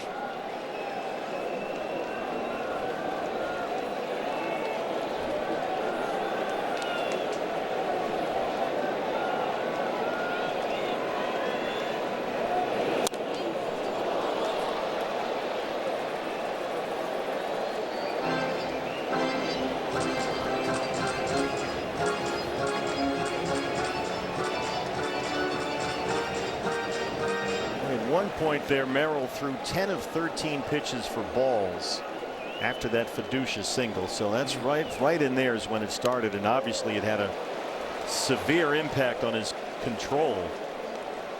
Yeah, his fastball was ticking up a little bit from what we're used to seeing from Merrill Kelly, but in that last couple of hitters there, he just kind of lost his zone.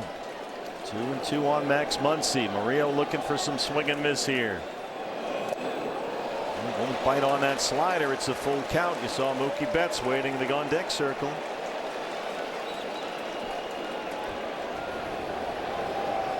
Ohtani down there at third base. Freddie Freeman's at first.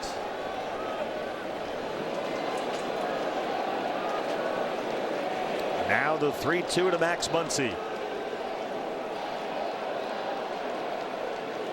There goes Freeman. Little check swing foul on the changeup from Murillo. Usually in these situations, Juan Murillo is just going to try to blow it by you, but he's throwing sliders and changeups here. Well, Max Muncy's a pretty good fastball hitter. It has to be a well-located fastball, but I think you got to go with your best pitch right here. Pitch number 8 in this sequence from the Diamondback right-hander. Tower plays behind Freeman. There he goes. Yeah. And there's the swing and miss at 100. Murillo does the job and strands 2 and preserves that 2-1 lead. Juan Murillo gets Max Muncy. Diamondbacks leading LA. Diamondbacks. Brothers in the fight here tonight. Murillo and Merrill Kelly will find him with the embrace. Got out of the jam. It's 2-1 as the tension continues to mount. And guys, very quickly, I wanted to get to a couple of injury updates that we found out earlier today. Michael Soroka still looks like he's headed for a start on Monday here against the Rockies. How about tonight in Visalia? Justin Martinez, another game, another strikeout, 14 pitches, 8 for strikes. And then, of course, the news that Torey Lovello gave us at about 3:10 today that A.J. Puck has been shut down for the season. He did the best that he could to try and put himself into position to return, but now all eyes are for next year for A.J. Puck, Steve. Yeah, Todd, A.J., the elbow was just fine, the reconstructed elbow. That turned out beautifully. The problem was a capsule injury with A.J. once he started to really turn it loose. So if there's a silver lining there, it's the fact that it's not the elbow, but A.J. done for the year.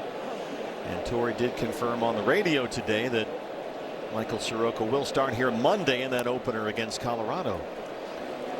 Here's Gabriel Moreno to start the 6th against Roki Sasaki. The Dodgers have the left-hander Alex Vesia warming up. Well, there he is. Every night. Yeah, pretty much. It's Alex Vesia, of course, who's the busiest bullpen piece this year. That's hung up in center here for Andy Paez. So Vesia getting loose. You wonder if that's for Lars Nootbaar, who's coming up after Ketel Marte. With Sasaki approaching 80 pitches. Ketel 0 for 2.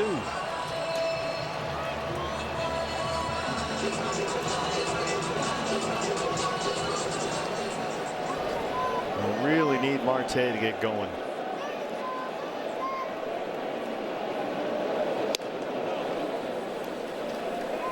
Seen that forkball now and again here lately. Yeah, I mentioned it earlier. I thought it was just a misidentified splitter. Sometimes, you know, your grip is a little bit off and it looks like a different pitch, but it looks like a legitimate forkball. It's the old Dave Stewart repertoire, yeah. The forkball. Stu used to throw a terrific one. Taylor Clark warming up now in a Diamondback bullpen. Remember, Murillo had to throw in the 9th inning last night. Got him out of that base and loaded mess in the top half of this inning. So it looks like Taylor Clark is getting ready for the 7th. And that's I thought for sure Ketel was going to challenge that, but no, Bruce Dreckman missed that one. He started toward the helmet right there. Yeah, that's not a borderline pitch. That's a big miss. 1-2. And Ketel strikes out. Yeah, chased a bad pitch right there. That at bat went sideways quickly. And he didn't challenge that strike 2 call. Well, here comes Nootbaar. Vesia, the lefty, warming up. Looks like Dave Roberts will stick with Sasaki, who has 5 strikeouts now. Nootbaar doubled his last time up. Lars 1 for 2.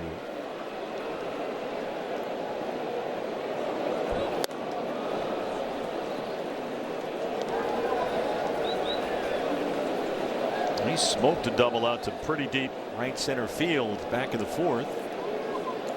D-backs about hit the Dodgers 4-2. They lead it 2-1. Arenado a solo homer in the 2nd. Perdomo a 2-out RBI triple in the 5th. Sanderson Ford bullpen. The right-hander Taylor Clark. Murillo got that big strikeout of Muncy to end the threat in the 6th.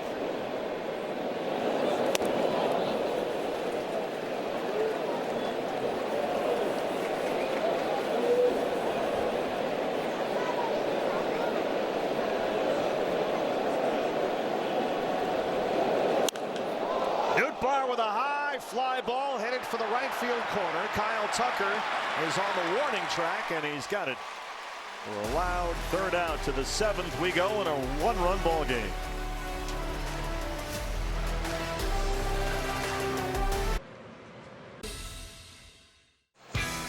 Back with you on D-backs TV. We take a look at the wild card scores in the National League. A look around the league brought to us by Bet365.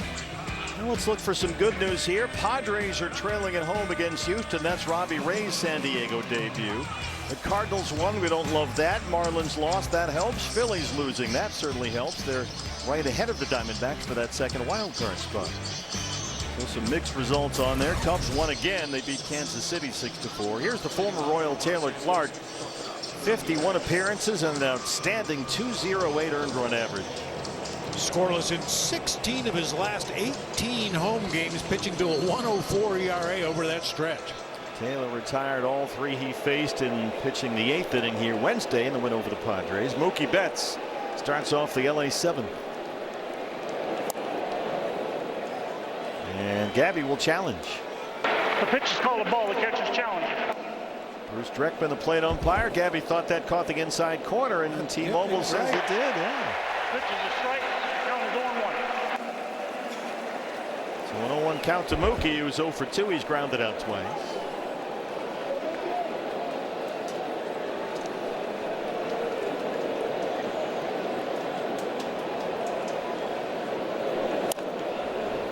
Sasaki's at 86 pitches through 6 scoreless innings. They had the left-hander Vesia up. And now they've got some more activity in their bullpen. Edgardo Enriquez, the right-hander, starts to get loose for the Dodgers. It's 0-2 on Betts.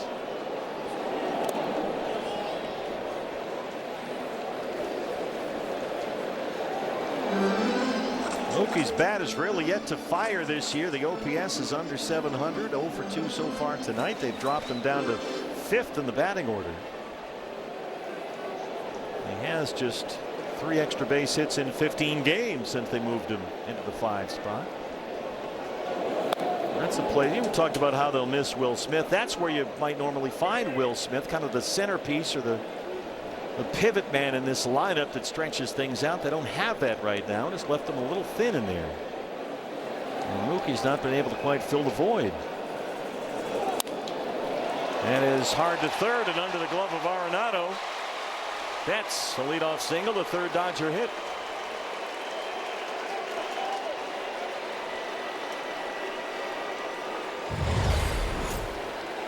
Off the bat of one Hall of Famer and under the glove of another. Yeah, I'll tell you, Mookie may not have the kind of year you're used to seeing from Mookie Betts, but he's always dangerous. Oh, for sure.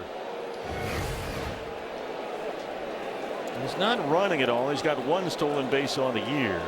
Kyle Tucker, the batter, he's walked and struck out.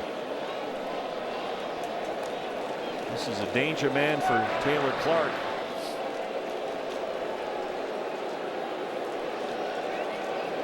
Tornavello perhaps looking down the lineup card at Shohei Ohtani, who's not too far down the road in the leadoff spot. So Brandon Garcia, a powerful left-hander, starts to get loose for the Diamondbacks. And there he is in the Sanderson Ford bullpen. What a weapon he has been. Mike Hazen said every call they got at the trade deadline, somebody asked about Brandon Garcia. He was highly unavailable. It might be as soon as Tommy Edman, depending on what happens here the rest of this inning. Yeah. Edman's hit the ball hard twice in this game.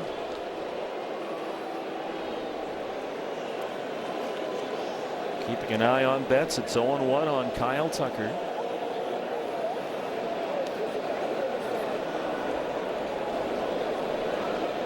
He's used up both disengagements on Betts, and it's 0-2. That changeup fouled away. Tucker, an all-star in Chicago last year, but his production kind of faded down the stretch. He played with a hairline fracture in his right hand. And then this time in September with a left calf strain. He's been healthy this year, but hasn't quite been firing on all cylinders. That rolls away from Gabby, and Betts gets a free 90 feet. That's a tough giveaway right there in a 2-1 game. What does Joe Torre say about postseason baseball? It's a 90-foot war. Every 90 feet is so big. Looks like Gabby took his eye off that just a little bit right at the very end. Scored a wild pitch, charged to Taylor Clark. So the tying run at second, no outs in the 7th, and a 1-2 count on Kyle Tucker. With Teoscar Hernandez in the on-deck circle.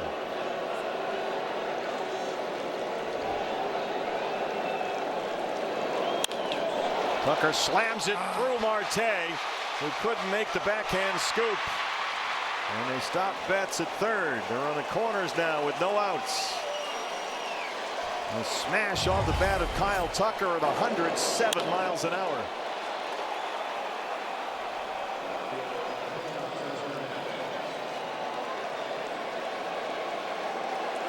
Now one step to his right, he maybe could have chested that ball, kept it in front of him, and at least gotten an out.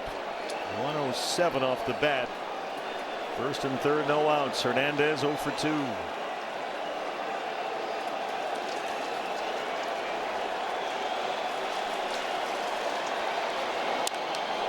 Popped it straight up.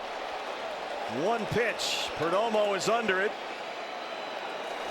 Well, that's an absolute gift right there as Teoscar Hernandez slams the bat down in frustration. One down in the 7th.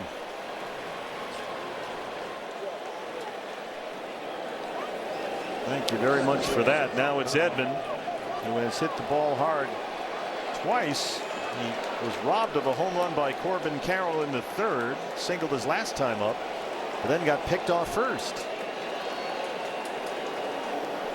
Mookie Betts, the runner at third base, is the tying run. Kyle Tucker at first base is the go-ahead run for Los Angeles.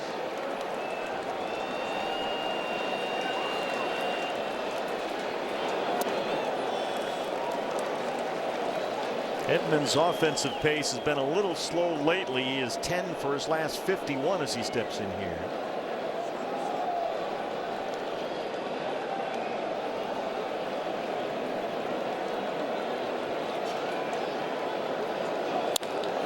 Up the middle and into center to tie the game. Betts comes home. Edman with his second hit, and it's 2-2. 3 hits in the inning against Taylor Clark.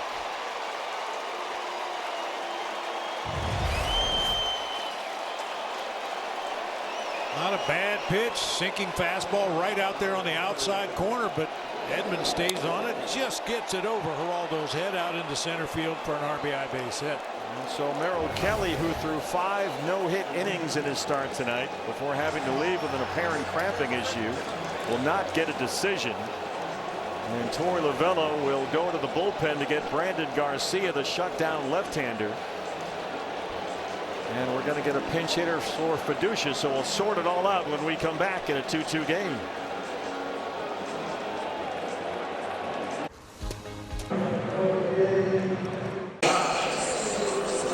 A 2-2 ball game in the 7th, first of 3, the final go-round with the Dodgers this year. LA has come back to tie it up, and so Torey Lovullo goes to his left-hand sensation, Brandon Garcia, 37 appearances, saves on the last road trip both in Pittsburgh and Cleveland, and a 1-2-3 ninth here Monday in the win over the Padres. Yeah, perhaps one hitter too late. Tommy Edman, a switch hitter, but he's a .310 hitter against right-handed pitching, .244 against lefties, and you've got, well, you did have 3 lefties lined up, or a switch hitter, Fiducia, a left-handed hitter at the bottom, and then Ohtani at the top. I'm kind of surprised he didn't come in to face Edman. Miguel Rojas, a right-hand bat off the bench, will bat for the catcher Fiducia in the 9 spot against the lefty Garcia. We've got Tucker at second base. Edman, who just tied the game, is down at first, and Rojas hits for Fiducia.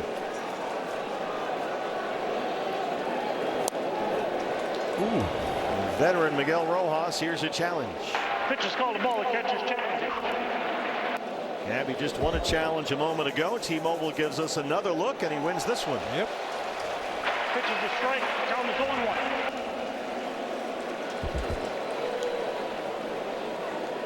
Shohei Ohtani in the on-deck circle. Rojas, the right-hand batter, hitting for the left-hand catcher Fiducia. Tucker is at second. Edman's at first. Fouls off a cutter, and it's 0-2. A lot of talk about Garcia's dominance, and people are asking, hey, why don't you just make him the closer? Well, Torey Lovullo wants to play the matchups, and he's a tremendous weapon in situations like this. You save him for the 9th inning, he might be down 3 or 4 runs by then. Rojas pokes it to center, and that's down for a hit. Dino Evil going to stop Tucker. The Dodgers have the bases loaded, and the Diamondbacks get it back in quickly, and the bases are full for Shohei Ohtani. And Rojas just soft serves it into right center. Yeah, right off the end of the bat, just cued it out there to right center, just died in front of Waldy, but fortunately had all his momentum going toward home plate, so Dino Ebel had no choice but to hold Tucker up at third base that time. He even stumbled a little bit around the bag there. 4 hits in the inning for Los Angeles. Here is Shohei. 0 for 1. He has walked twice. Bases full of Dodgers and 1 out. Sinker is low. Gabby will challenge again. Pitch is called a ball. The catcher's challenging. That one looked a little low. Let's see what T-Mobile says. It's a ball. Ball is confirmed. Diamondbacks have one challenge remaining. But in a bases-loaded situation with Shohei Ohtani at the plate, you're going to take a gamble, particularly in the 7th inning of a tie game. So it's ball 1 to Shohei. Bounce to second. Marte, Perdomo, and they roll it. Brandon Garcia gets that double play ball off the bat of Shohei Ohtani and gets out of a bases-loaded nightmare. Time to stretch. D-backs, Dodgers tied at 2.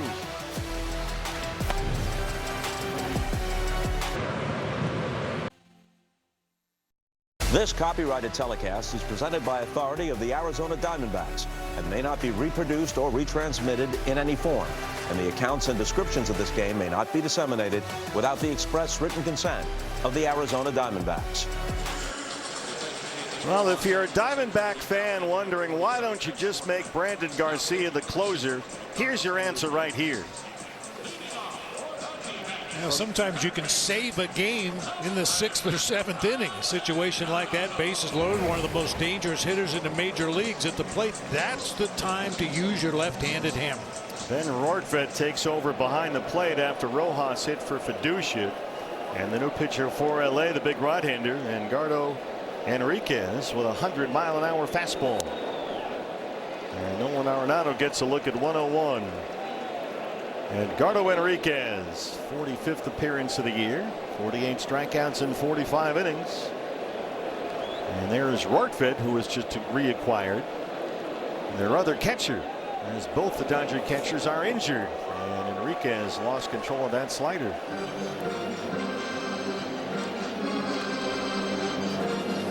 When Enriquez is throwing strikes, he can be devastating. But when he's not, he can spray it around as good as anybody. He walks quite a few guys.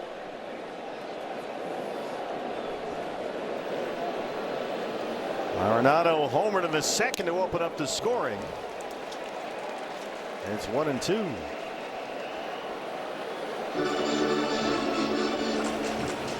Dodgers with 4 hits in the top half of this inning about hit the Diamondbacks 6-4, but we're all even at 2.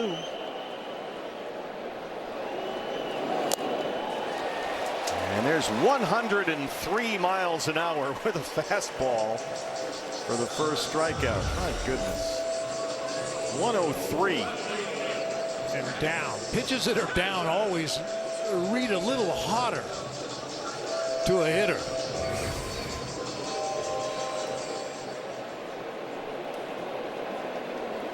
.103 is pretty hot no matter where you throw it. There's Kepler. Kepler struck out twice against Sasaki.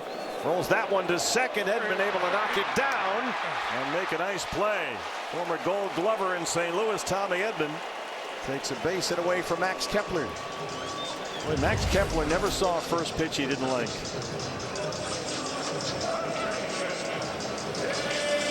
Second baseman use an extremely small glove so they can get it in and out of the glove when turning double plays. That ball almost squirted out of that little second base glove. Yeah, Ketel Marte, when he takes infield practice before games, has a second baseman's mitt that's about as big as a golf glove. Yeah, just a little bit bigger than his hand. Tawa has lined out, walked, and scored. He stole a base back in the 5th. Came home on a Perdomo 2-out RBI triple. Diamondbacks after 5 at a 2-0 lead. LA has come back, 1 in the 6th and 1 in the 7th.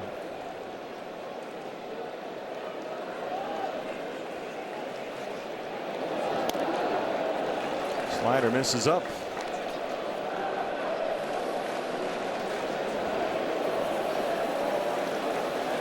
There is no one warming up at the Diamondback bullpen, so Garcia looks like we'll get the top of the 8th. Pages, Freeman, and Muncy due up 2, 3, and 4. 2 lefties in there, so that lines up for Torey Lovullo. And Tim Tawa dunks it in front of Pages. It's another base hit against the Dodgers for Tim Tawa. I wouldn't be surprised if Mike Hazen this winter got a call from Andrew Friedman. Hey, let's talk about this Tawa guy, because he's been a problem for us. Yep. Boy, there's no easy way to explain explain why a pitcher has such great success against a great pitching staff of the Dodgers. Timmy Tower just banging the ball all over the place against him. He's been on base twice again tonight. A walk and a single, a stolen base, a run scored. Waldy 0 for 2.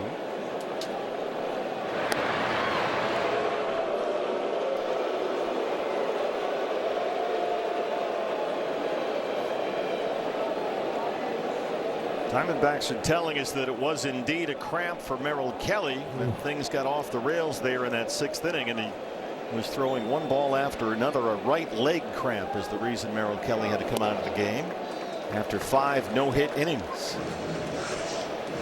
So Merrill finishes 5 2/3. A run. He gave up only 2 hits. He walked 4, struck out 4. And here we are, 2-2, 7th inning. Remember, Tawa stole a bag his last time on base. That was after the 5th inning walk. They had Sasaki cold, and he took off with a tremendous jump and got the steal. Came around to score the Perdomo triple. Yeah, obviously very little playing time for the catcher Rortvedt, but he's thrown out 0 of 2 so far. His career, he's right around league average. Dodgers have lefty Tanner Scott warming up in their bullpen. Aldi chased that slider. That's the pitch that he's been laying off since his Reno recall, but he went after that one. And it's 1-2.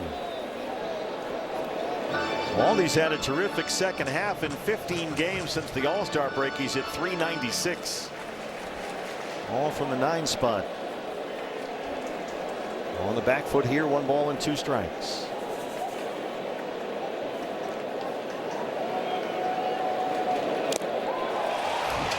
Got another slider and missed it. Time to go to the 8th. We're all tied at 2. Diamondbacks baseball is presented by Y-Refi.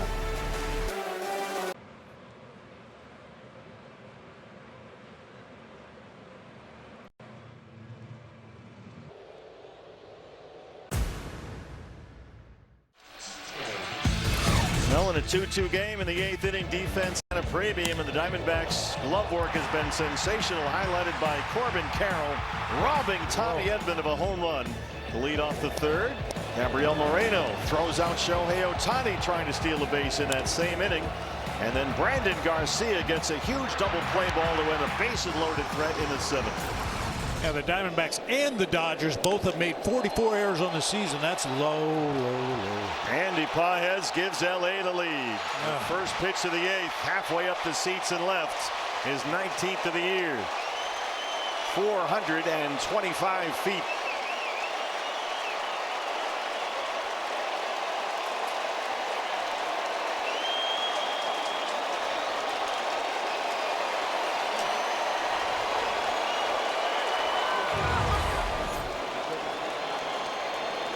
It's the first home run allowed this season by Brandon Garcia.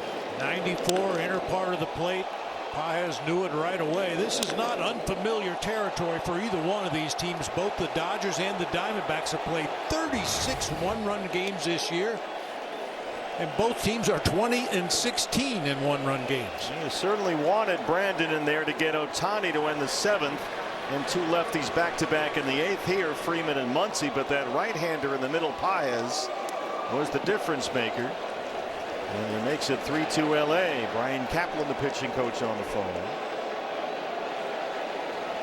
And it's a 1-1 count on Freddie Freeman. LA now with 7 hits. They lead at 3-2.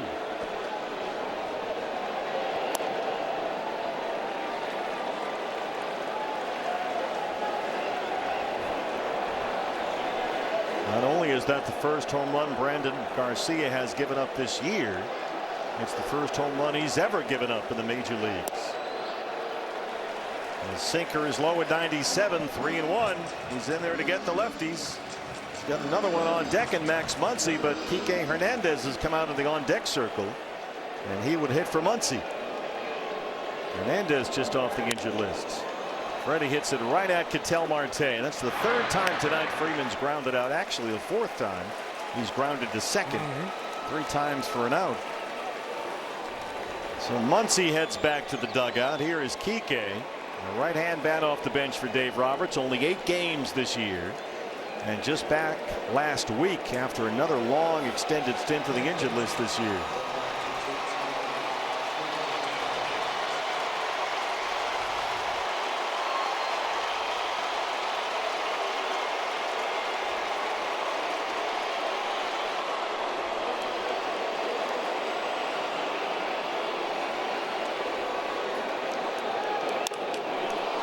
First pitch swinging, pokes it toward the right field foul pole, but that one is heading out of play. Kike Hernandez had left elbow surgery last November and re-signed a one-year deal this spring, knowing he was going to miss a while. Came back at the end of May after the elbow surgery. Hits it off the side of the mound. Perdomo is there. Once he came back, he injured an oblique and missed 2 more months. He's the second out in the 8th. And now the batter is Mookie Betts, and there's activity behind Garcia in the bullpen. Well located 96 near that outside corner of the plate. Kike tried to pull it and just rolled over, smothered that ball. Nice kick off the side of the mound to come right back to Perdomo. Didn't have to go as far up the middle as he thought. Mookie Betts singled and scored against Taylor Clark to lead off the 7th. So Dave Roberts has only one more player left on his bench, the right-hand hitting outfielder Alex Call.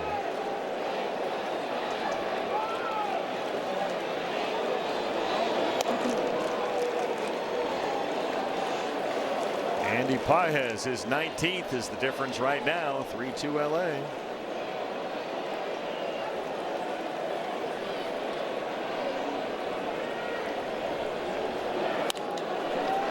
Once more for Marte. 3 ground ball outs for Brandon Garcia. But Andy Pages, his home run has made it 3-2 Dodgers.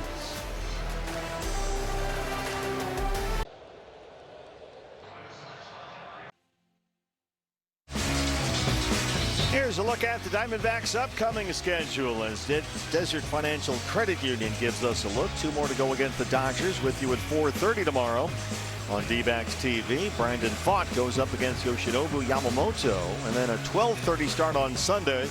Erod against all-star lefty Justin Wrobleski. Couple of all-star lefties going head-to-head. Then we stay home and don't have to fly on Sunday. Rockies come in for 3 starting on Monday. Michael Soroka will make his return from the injured list in that first game against Colorado Monday. Left-hander Tanner Scott is on for the Dodger bullpen to face Geraldo Perdomo as we start the 8th. Big time strike thrower, 59 punch outs, only 8 walks in 45 1/3. Leads the Dodger bullpen in saves and strikeouts this year, Tanner Scott. Jerry doubled in the 3rd, had an RBI triple in the 5th. He's 2 for 3.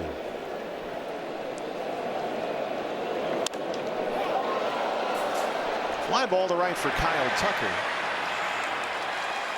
And there's 1 out. Now Corbin Carroll. I find it interesting how many teams go by the book and match up lefties against Corbin Carroll when he's hitting about 150 points higher against lefties than versus righties. Yeah, stick with the book. Yeah.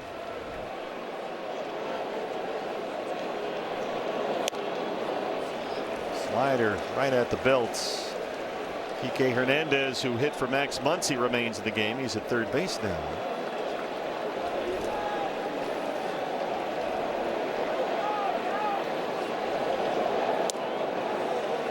Pages in center is shaded over toward left center. And Kyle Tucker's well off the line in right. Kyle Tucker's almost in front of the pool. So they do not expect Corbin to pull the ball at all here against the left-hander Scott. Corbin has 2 hits against Scott in his career. Both are home runs, by the way. I mentioned it yesterday. We haven't seen Corbin hit a triple in a while. Right now, if he pulls one down that right field line, he may get it inside to Parker. For sure. And Tucker is way off the line. Bouncer to second for Tommy Edman. And there's right away 2 outs for Scott. Here comes Gabriel Moreno. Kevin Ginkel and Jonathan Loaizaga, a couple of right-handers in the Sanderson Ford bullpen. Gabby in his last 25 games is hitting .344, but so far tonight 0 for 3.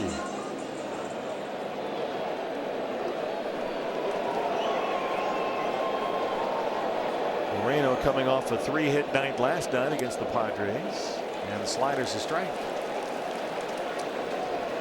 First home run Brandon Garcia has given up in the major leagues is the difference right now. That Andy Pages homer in the top half of this inning. They've out-hit the Diamondbacks 7-5. They lead it 3-2. Gabby lines it to left. Teoscar Hernandez got a late break, and it's over his head. Oh, he butchered that one badly, and the tying run's at second. Boy, Teoscar Hernandez was all kinds of confused out there. He's had a rough night with the leather out there in left field. Gabby drives this ball. Looked like a routine fly ball, and it just kept carrying and carrying, and one hops a fence out there. And now you've got a matchup of Ketel Marte and Tanner Scott. And we can set the Wayback Machine to earlier this year when the Diamondbacks got a walk-off win against the Dodgers. And it was Marte who hit the walk-off home run. He's going to get a free pass here.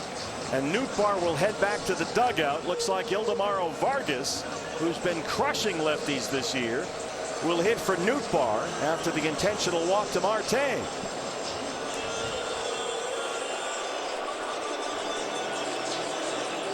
Well, we just talked about sticking with the book. This is something you're supposed to never do. Put the potential winning run on base via an intentional walk. And look what Vargas has done against left-handers this year. 5 of his 7 homers. He's a .345 hitter against lefties this year. And is that the right button for Torey Lovullo to push right here? Down a run, 2 on and 2 out in the 8th. And now we've got Bruce Dreckman and the crew chief Mark Wegner getting together here at third base. Let's see what this is all about. Looks like a paperwork issue, or the bookkeeping is off a bit. Looks like they got it all sorted.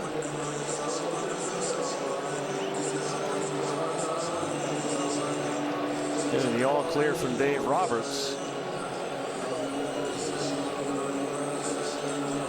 Mark Pryor, I think, is getting the okay to go make the mound visit now. The pitching coach out to talk to Tanner Scott about the pinch hitter Vargas.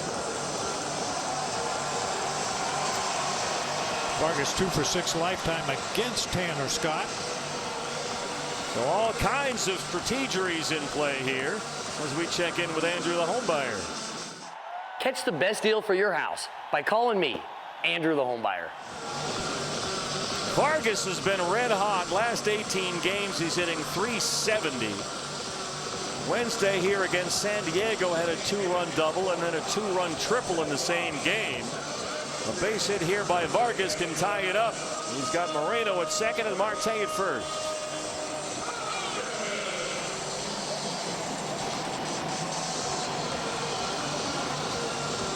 Vargas, remember, is not a guy who works, counts, and sees pitches. He is up there to hit. He is a swinger, as Torey Lovullo likes to call him. Yep. And Tanner Scott's a guy that likes to start right-handers with that slider, try to steal a strike one, and I'm sure Vargas has been paying attention this inning, as he has done throughout his entire career. Torey Lovullo told us the other day, when Vargas is up, something's going to happen. Let's hope it does right here. Ooh. You bounced it. You were right on that slider, Bob. Rortvedt able to keep it in front. Well, that's not an easy ball to block when it hits that far out in front of home plate with the side rotation that that slider has, and Rortvedt squares it up right in the middle of the chest protector. First fastball Vargas sees, he's going to take a whack at.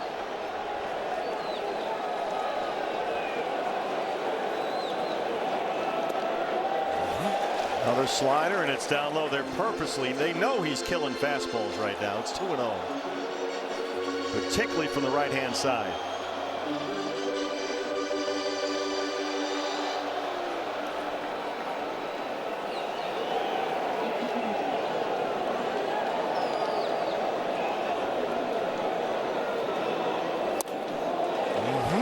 Nothing but sliders.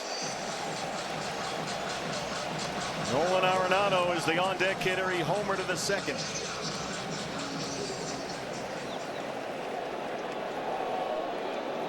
Moreno the tying run at second. Marte the go-ahead runs at first. Ball four, they're loaded. We finally got a fastball on 3-0. And here we go. Arenado with 2 down, the bases full of Diamondbacks. The home run in the second is 17th of the year.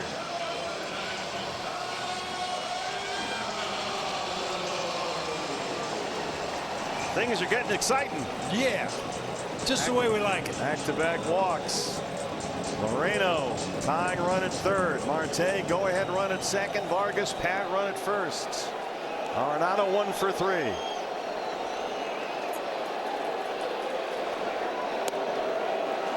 The slider is up high.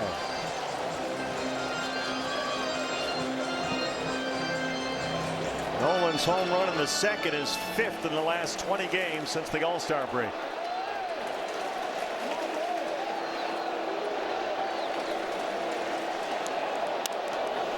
Popped up back here. Finally got a fastball.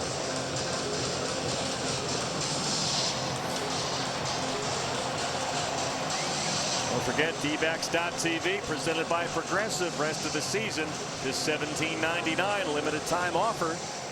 Get on board the postseason bandwagon down to the final 2 months of the year. 1-1 on Arenado. Couldn't quite hold up on that slider.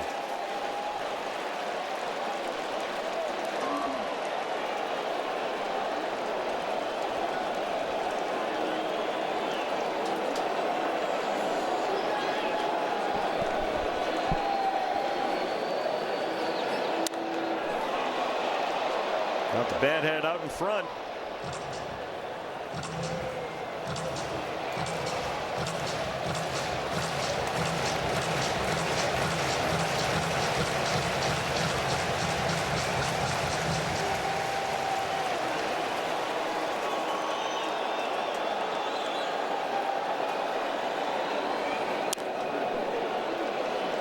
Or just a parade of sliders from Tanner Scott.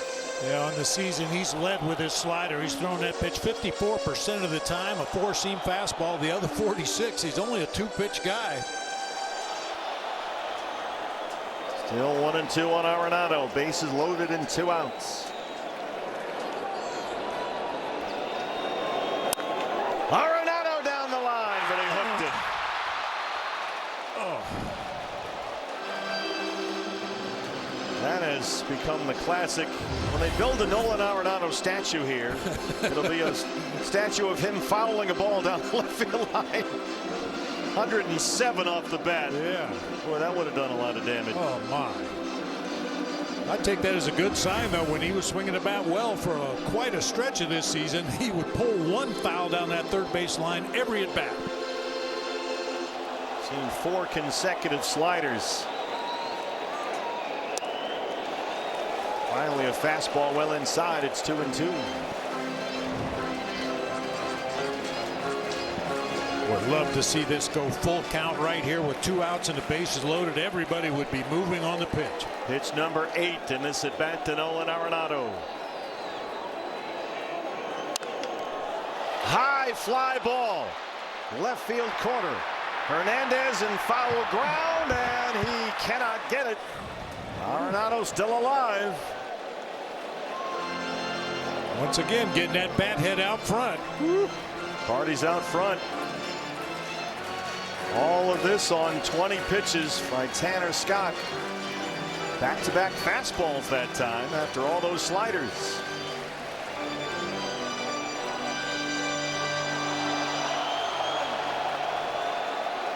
Now the 2-2. We're going to keep going.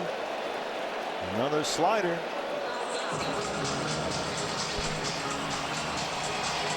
It'll be at least a 10-pitch at bat by Arenado.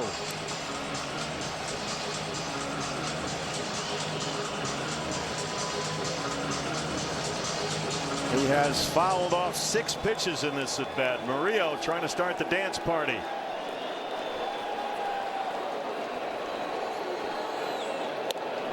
Up high, and it's full. Oh boy. Kepler would be next. Moreno's at third. Marte's at second. Vargas at first. Pitch number 11 on the way to Nolan Arenado. And he will take a well-deserved timeout. This is a heavyweight fight right here. Yes, it is. Get him up. Get him up.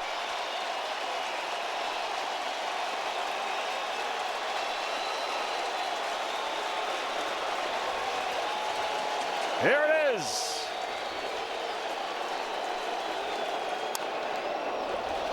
What else would you expect? Yeah. A slider fouled off. Oop.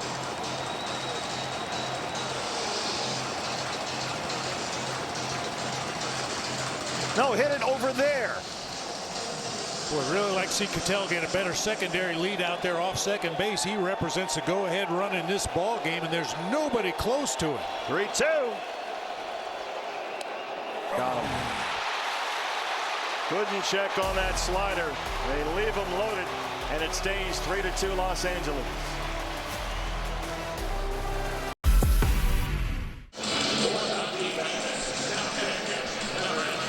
First of three this weekend against the Dodgers, and what a ball game it's been. Diamondbacks, as we start the ninth inning, on the wrong side of a 3-2 score. The Andy Paez homer in the eighth is the difference in the ball game right now. Todd Walsh and Mark Gray standing by. The post-game preview brought to you by Talking Stick Resort. Ninth inning, here's Kevin Ginkel. 51 appearances for Kevin. He got back-to-back scoreless eighth innings and wins at Cleveland last weekend, but labored through 25 pitches and 4 runs Wednesday here against the Padres. Kyle Tucker, Teoscar Hernandez, and Tommy Edman, 6, 7, and 8, scheduled up in the LA ninth. And Bruce Strickman set to go behind the plate.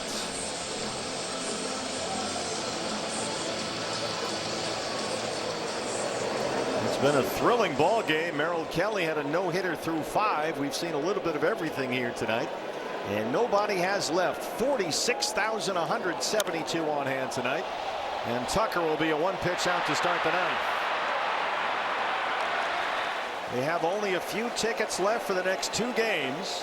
5:10 tomorrow with you at 4:30 on D-backs TV, and Sunday at 1:10, a 12:30 TV start. The final 2 games of the year against the Dodgers. Season series for the moment tied at 5 wins apiece. Here's Hernandez now, who is 0 for 3. Brandon Pfaadt goes here tomorrow against Yoshinobu Yamamoto. A couple of all-star lefties head-to-head Sunday. Erod against Justin Wrobleski. It's 0-1. D-backs in the home half. Of the lower third of the order due up. Kepler, Tawa, and Waldschmidt. And the way Tim Tawa has been going against the Dodgers this year, he's the last guy LA wants to see up there in the ninth inning. And Edwin Diaz, back from a long absence due to injury, right elbow surgery, in fact. Just off the injured list recently, is getting loose in the Dodger bullpen. Picked up his 5th save of the year at the end of July. 0-2 on Teoscar Hernandez.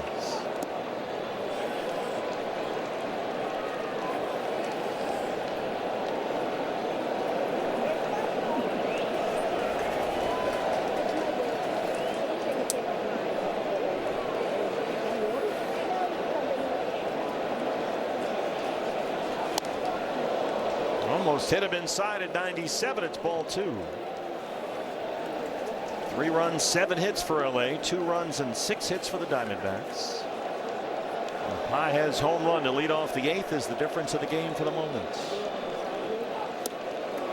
Here's the Ginkel slider, and there's 2 outs in the ninth. Between Tanner Scott for the Dodgers and Ginkel for the D-backs, you're going to see a lot of really wicked sliders. Sure. Tommy Edmonds had a good night. 2 singles and an RBI. Also was robbed of a home run by Corbin Carroll. And a sensational catch against the right field wall to lead off the 3rd.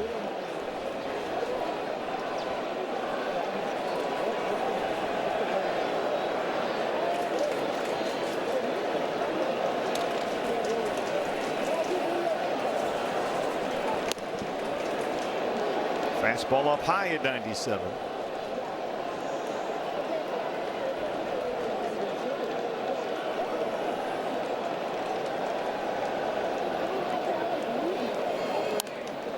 That's on a play. Let's take a look at Corbin Carroll's catch as Edman led off the third against Merrill Kelly. And watch Corbin take a home run away. Wow.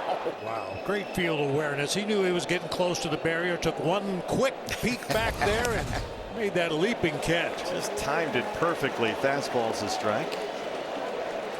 So a big night for Corbin and his significant other. His girlfriend Emma sang the national anthem before the game today. Judging by his reaction, I'm not sure that Corbin was given a heads up about that. He looked a little surprised down there.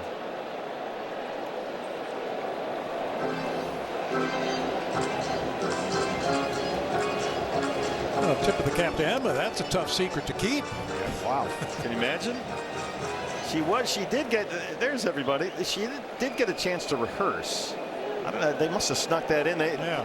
Distract Corbin while she warms up. Maybe waited until Corbin went back in the clubhouse after batting practice. Yeah. Fastball is strike three. Edman will challenge. Hold on, everybody. Pitch is called a strike. The hitter's challenge. Edman figures you can't take him with you. Might as well take a shot here. T-Mobile gives us a look, and it is barely a strike. Pitch is confirmed.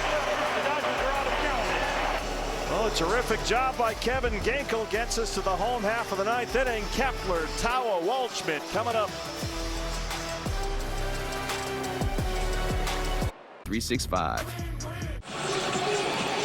Well, the Diamondbacks coming off that sweep of the Dodgers in LA last month. They've won 4 in a row against Los Angeles. You have to go back to 2018 to find the last time they won 5 straight. But they'll need to come back against Edwin Diaz to do it. Just his 11th appearance of the year. He's missed 85 games after an elbow procedure back in April. 2-pitch guy, fastball, slider. Fastball sits in the mid to upper 90s. Max Kepler, who is 0 for 3 with a couple of strikeouts, leads off the ninth inning. 3 runs, 7 hits for Los Angeles, 2 runs, 6 hits for the Diamondbacks. So Diaz with 6 walks in 8 2/3 innings of work. Make sure he throws you a strike.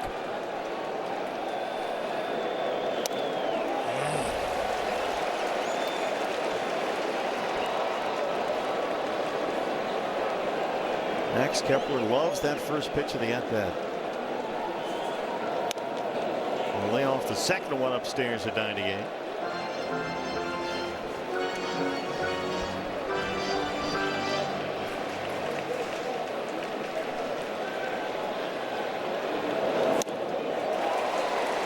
Edwin Diaz has 258 career saves.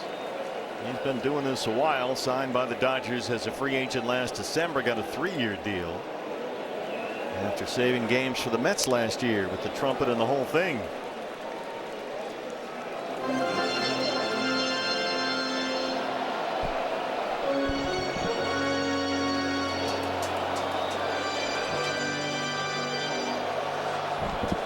One and 2 on Max Kepler. Tim Tawa, the on-deck hitter. And the slider is, well, you're out of challenges, Ben Rohrtfed. He wanted to challenge, but there's none left, says Bruce Dreckman, who said ball 2. Good take there by Max. Edman just used up their final challenge in the top half of this inning. And Kepler won't bite on that slider. You got to think Barosa's somewhere down there ready to pinch run if Kepler can reach ahead of Tawa, who's on deck. It's a full count, 3 and 2.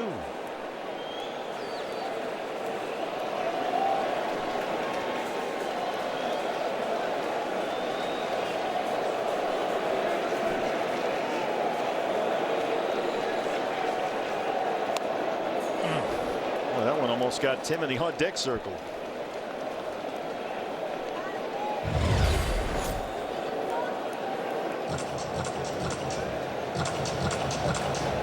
Eighth pitch of the at-bat coming up from Edwin Diaz.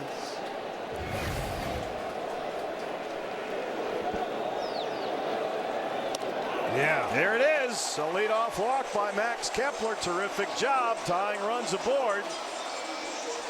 And here comes Barossa. He will run for Kepler. And that'll bring Tim Tawa to the plate. It seems appropriate that it's the first baseman when you think what Goldie did to this Dodger team when he was here, what Christian Walker did to this Dodger team when he was here. Now Tim Tawa. He has become a Dodger nemesis after that amazing display in the 3-game set in LA a month ago. He's had another good night tonight. He has walked, he's singled, he's stolen a base, and he scored a run. The tie runs at first base with no outs, and the winning run is at the plate. Barossa runs for Kepler.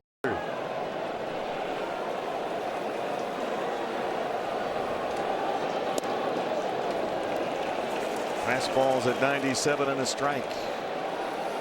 Dave McKay in Barossa's ear at first.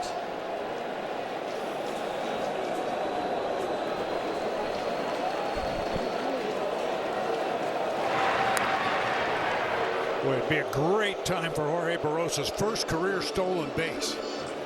Had a pretty big lead before that pickoff throw to first base by Diaz.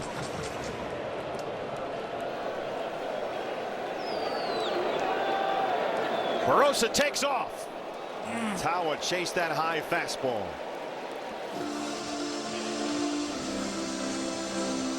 Had a good jump over there at first base too.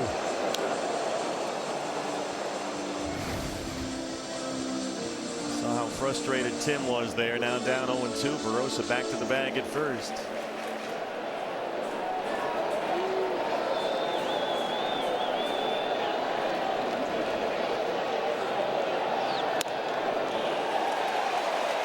And Tawa a little frustrated, kind of looked around wondering if he should challenge or not. They do have one left. That's the first out.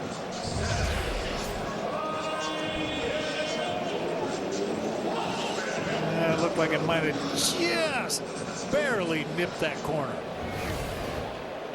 Tim only has 2 seconds to make up his mind. Wasn't quite sure about that. That was a tough call. Waldschmidt looks at a fastball. 0 for 3. He's punched out twice. Got to think Diaz is going to show him a few sliders here. Yeah, I think so. Got the first pitch fastball for the strike, and now you expect a parade of sliders. They'll check on Barossa. One disengagement in the at-bat. Jorge is the tying run, running for Kepler.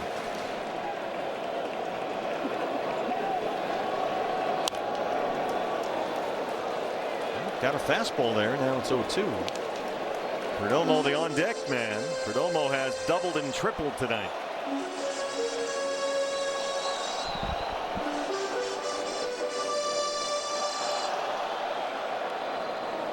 Terrific plate appearance by Kepler to start this inning. Worked that walk. Here's the slider we were anticipating. Way off the plate for ball 1.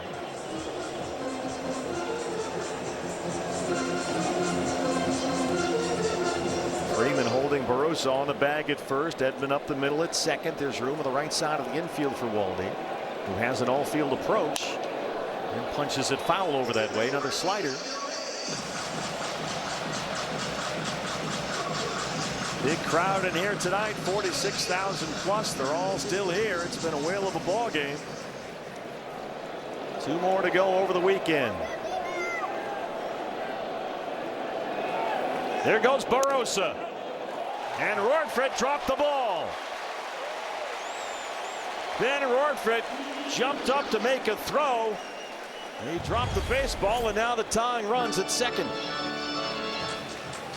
Yeah, in his haste to try to get rid of it quickly, he saw Barossa had a pretty good jump at first base. That's usually when you try to rush things a little bit, and he just lost the handle.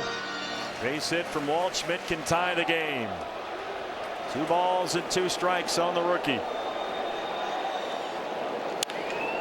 Waldy to the gap. That's got some legs. It's on its way, and it's gone. Ryan Waldschmidt wins it. Wow!